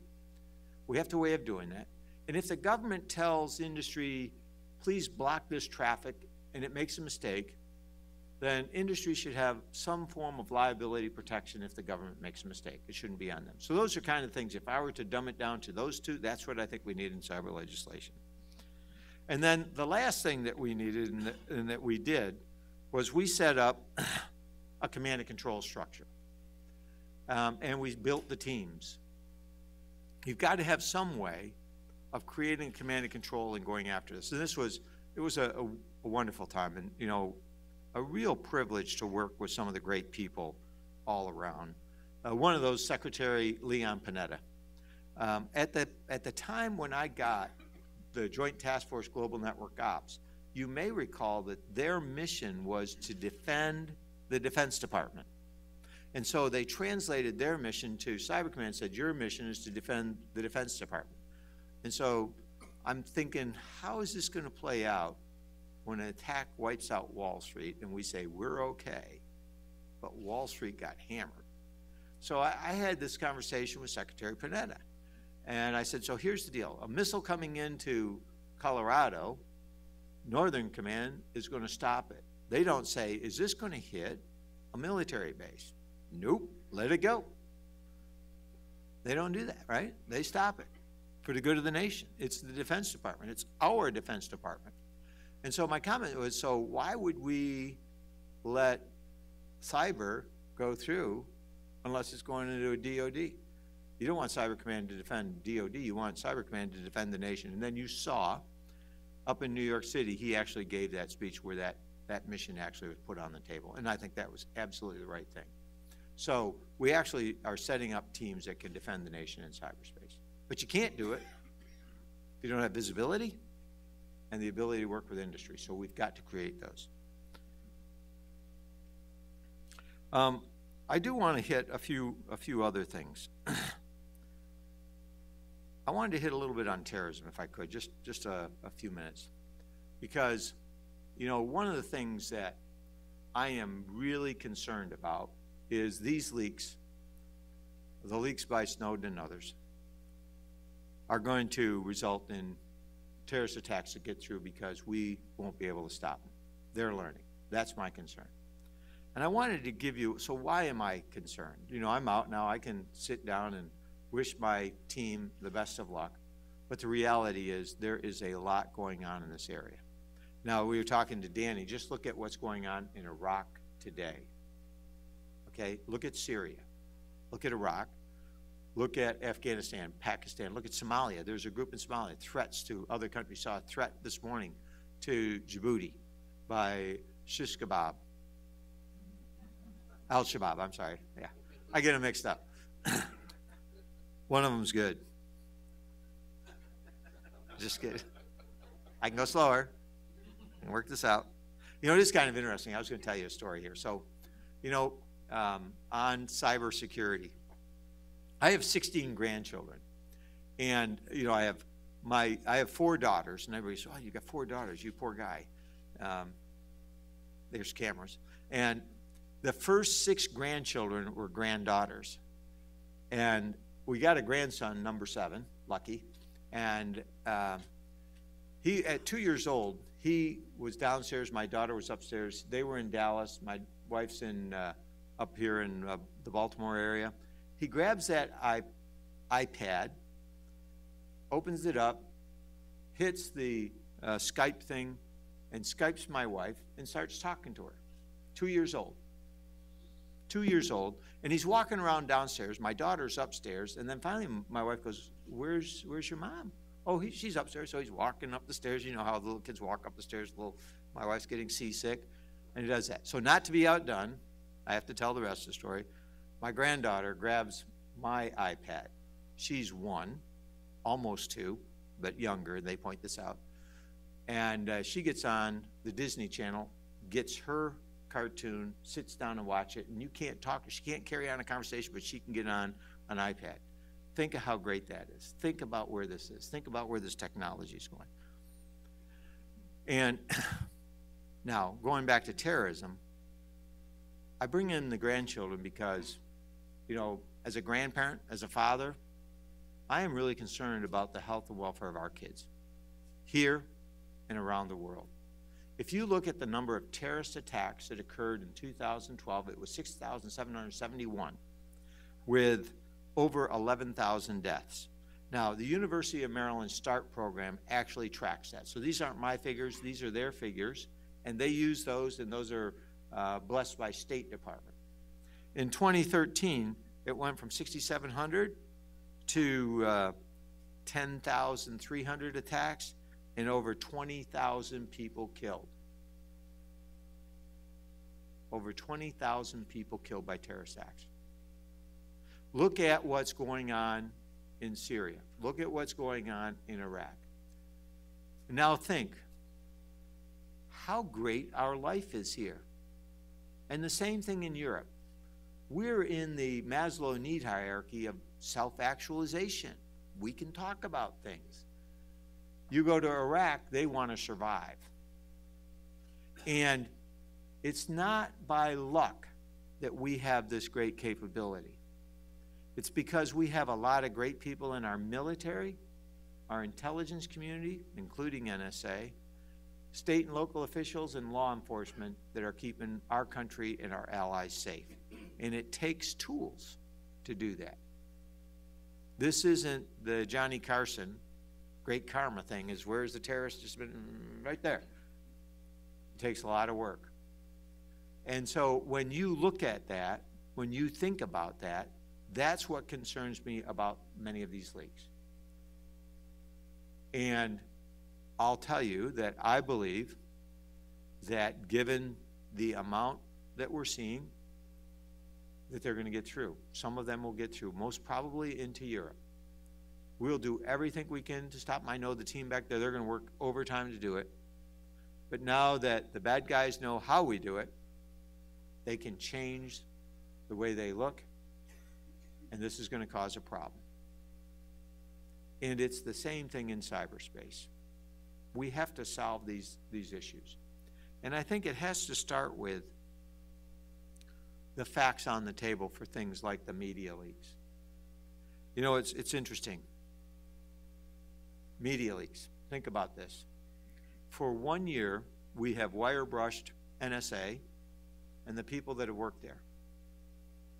We have had review groups, inspector generals, Congress, the courts, everybody look at them. And what have they found that NSA has done wrong? Nothing. Not one thing that they hadn't already reported. What the review group found is they were doing exactly what we asked them to do. And you know, it's really interesting. You know, learning to read as an Army officer was interesting. And I found out with reading, you can actually get quotes from people. So in December 2013, responding to a suit filed by the American Civil Liberties Union, U.S. District Judge William Pauley ruled that the National Security Agency's bulk collection program is legal, representing the government's counterpunch to go after terrorist networks by revealing and connecting fragments of perishable communications. Noting also the oversight of the program, and we'll talk about that in a minute, from all three branches of the government, Judge Pauley wrote, "There is no evidence that the government has used any of the bulk telephony metadata it collected for any purpose other than investigating and disrupting terrorist attacks, period. What's in the papers and what's come out is what could be used for, but not one thing has been found out that has been used wrong. It could be, and everybody says, well, they could be. You know, I was 7 once, a few years back, and my brothers, a little bit older than me, and their friends took us out one night into the field with paper bags, snipe hunting. Some of you may have been indoctrinated the same way. And I was convinced they were collecting snipes because you could hear them going bam into their bag. I got one, I got one. And I never saw one. And you're thinking, man, how come I'm not seeing them? What's going on? This is snipe hunting. That's what the media is doing on this. Not one thing did the review group found. I'll give you another part. Even the president came out in January and said the same thing. We have not found one thing that they've done wrong, and we're doing what we ask. Now, if we have a complaint about where the line is set, remember that line is set by the administration, by Congress, and by the courts. NSA executes that based on judicial findings of 16 judges 37 times looking at it. The reality, I think it's legal. Justice thinks it's legal. Some of you can say there is no justice. That's a joke, I'm sorry. See, I can go slower. So when you think about this and what you think about's going on, I think here's where you can help. Because I think the future of our country depends on getting this right. I agree we need civil liberties and privacy, don't get me wrong. Did you know, we'll end on, did you know that we train everybody at NSA who's going to touch data of their responsibilities for handling U.S. persons data, for how to handle these databases and all that, and that training takes about 400 hours, and that the people at NSA have to pass a test to be able to touch that data. And if they make a mistake, they have to go back through training.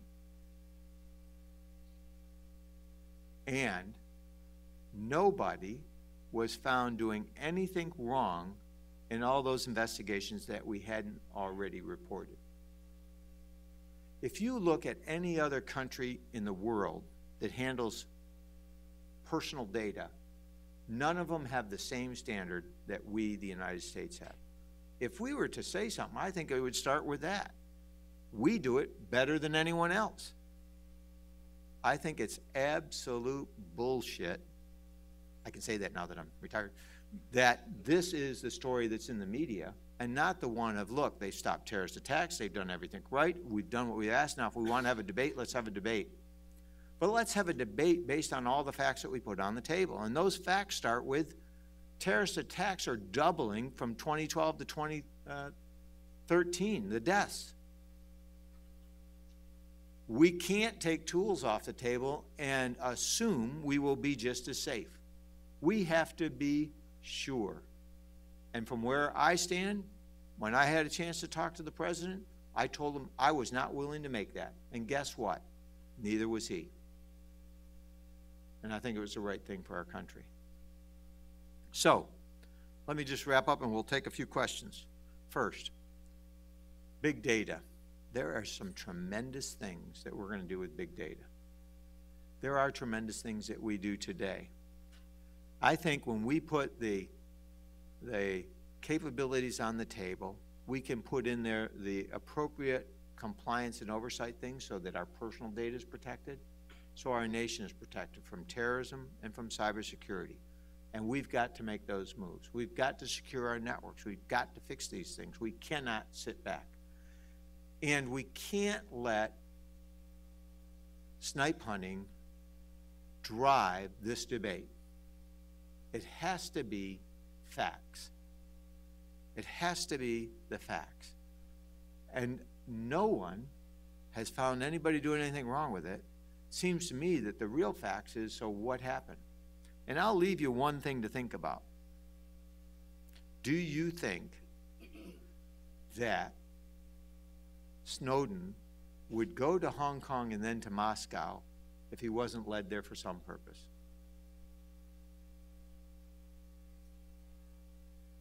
Inquiring minds want to know. So with that, let me open it up to questions.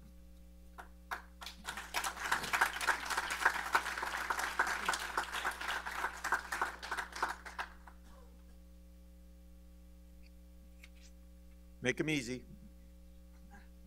Go ahead. Go ahead. I have a question about, we have a microphone, hold on for a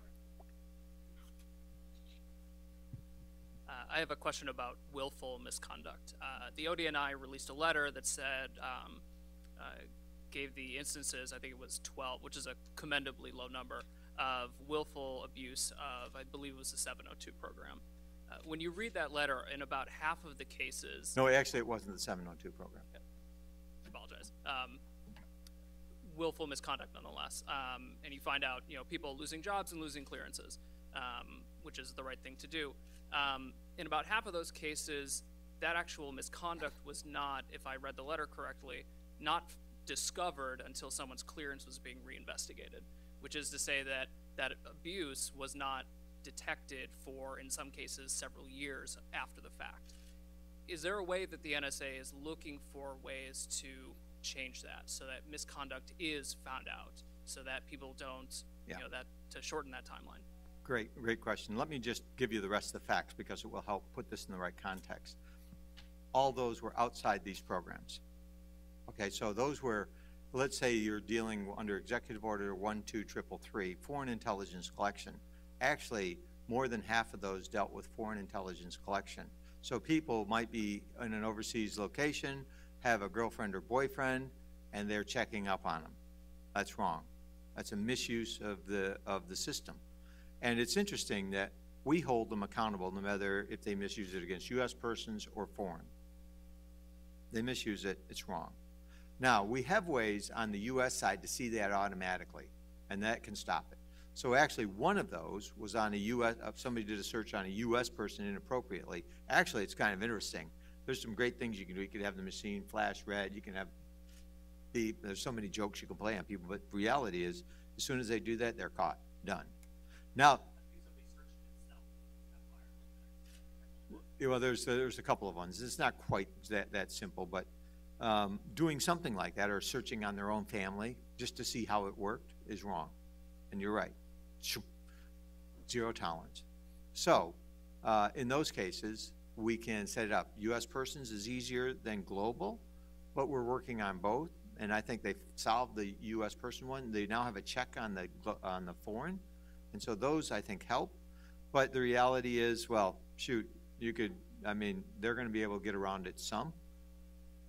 But the track record for catching them is really good. They know that. They're going to go through, and that's going to be a question. Go ahead, way back. Hi, Claude Barfield with the American Enterprise Institute. I'd like to go back to the, I guess you've only talked about it in passing, the indictment of the Chinese officials a couple of weeks ago.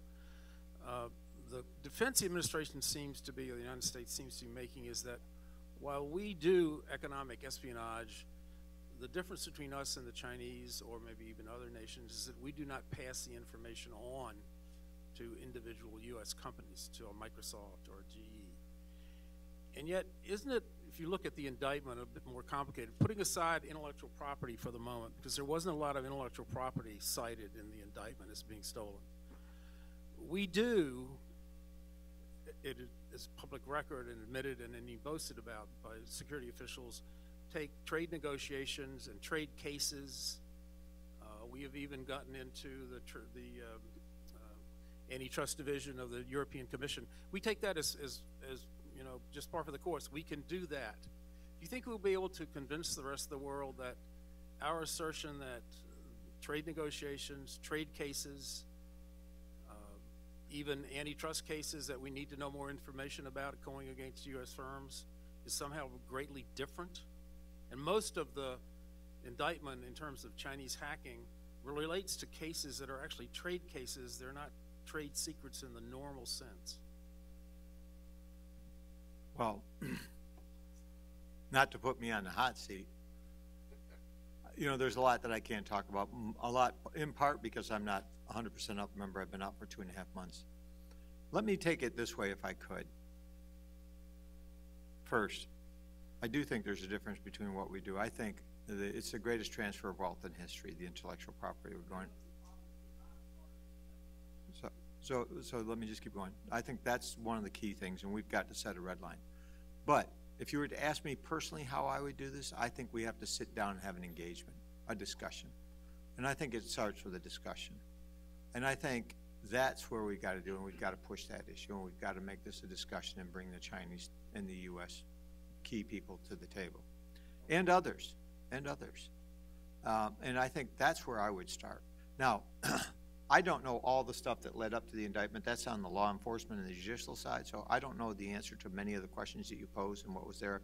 I actually just kind of left that one out, so I haven't really read any of it. I heard 5. I said, okay, good. The less I know, the less I can answer. And that's a great place to be. But if you want to solve this, I think that we need to get the two sides together.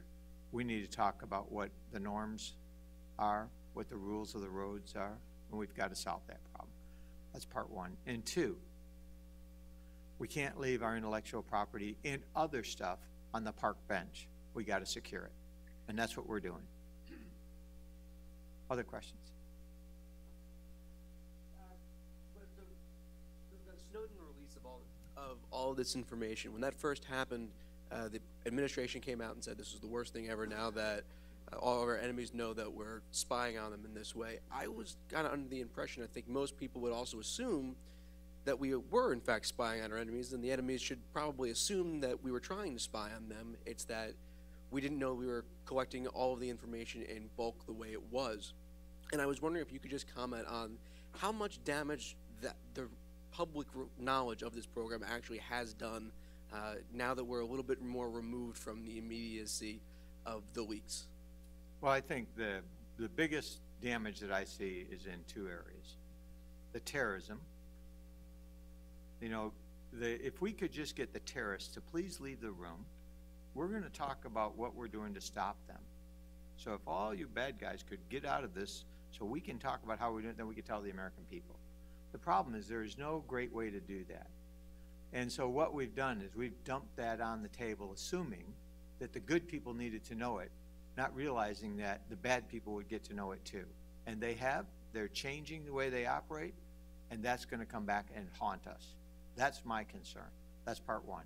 And 2, you know, I had the great opportunity to serve almost 40 years, to see what our nation does to guide this ship through troubled times and waters has been amazing. And it takes intelligence to help do that. 2 ways. For the people in the ship and for what's going on around you.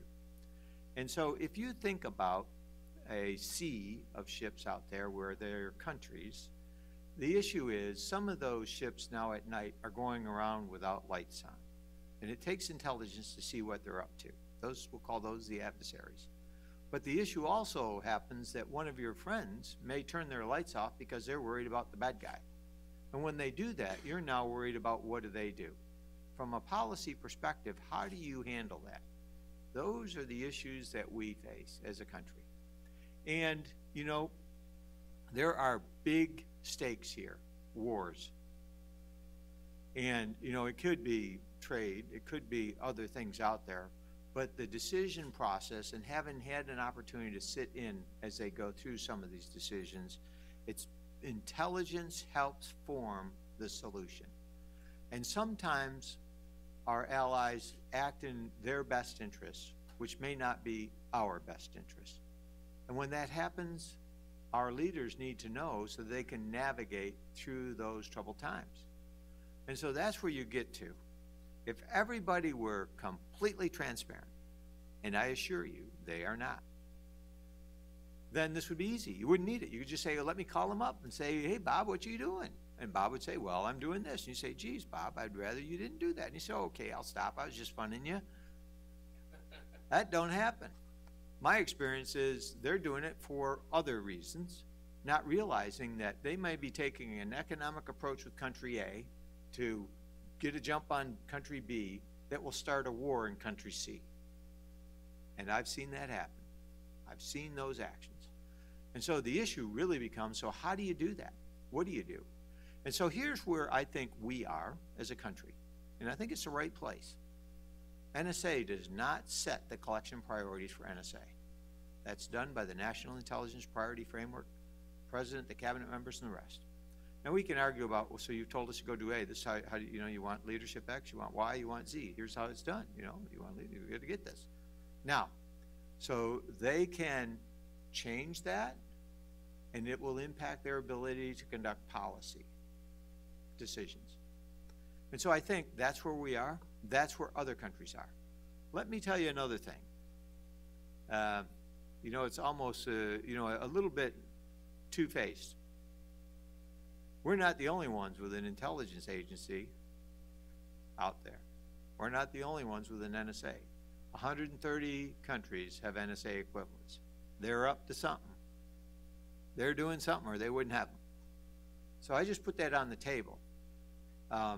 So I do think what he did. You had a question?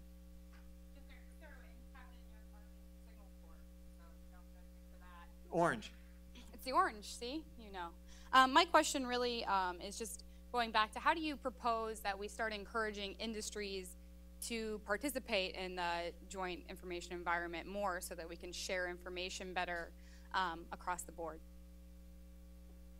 Actually, I think, you know, I had a discussion with my folks back there. I said, here's what I think is going to happen. Big data. This is the biggest transformation of our time. I mean, every company is looking at it. Cybersecurity, big data, cloud, all that. Industry, it's a $6 trillion industry out there, is going to drive this. The consequence of that is huge. And so, what I would tell you is, you know, we, the Army, and the other services need to leverage industry. We really do. Their best ideas and bring them in. And I think what we also have to do is we need to figure out how to jumpstart JIE. You know, it's because everybody says, yeah, we need to do it, but it's going to take time. Blah, blah, blah. You know, my idea is that it's going to take time. We're talking maybe tomorrow, right? We can have it done. So what we need is somebody to set an aggressive schedule, and I think we can and should do that. Thanks for your service. I think I'm getting the hook. So thanks, folks. Thank you very much.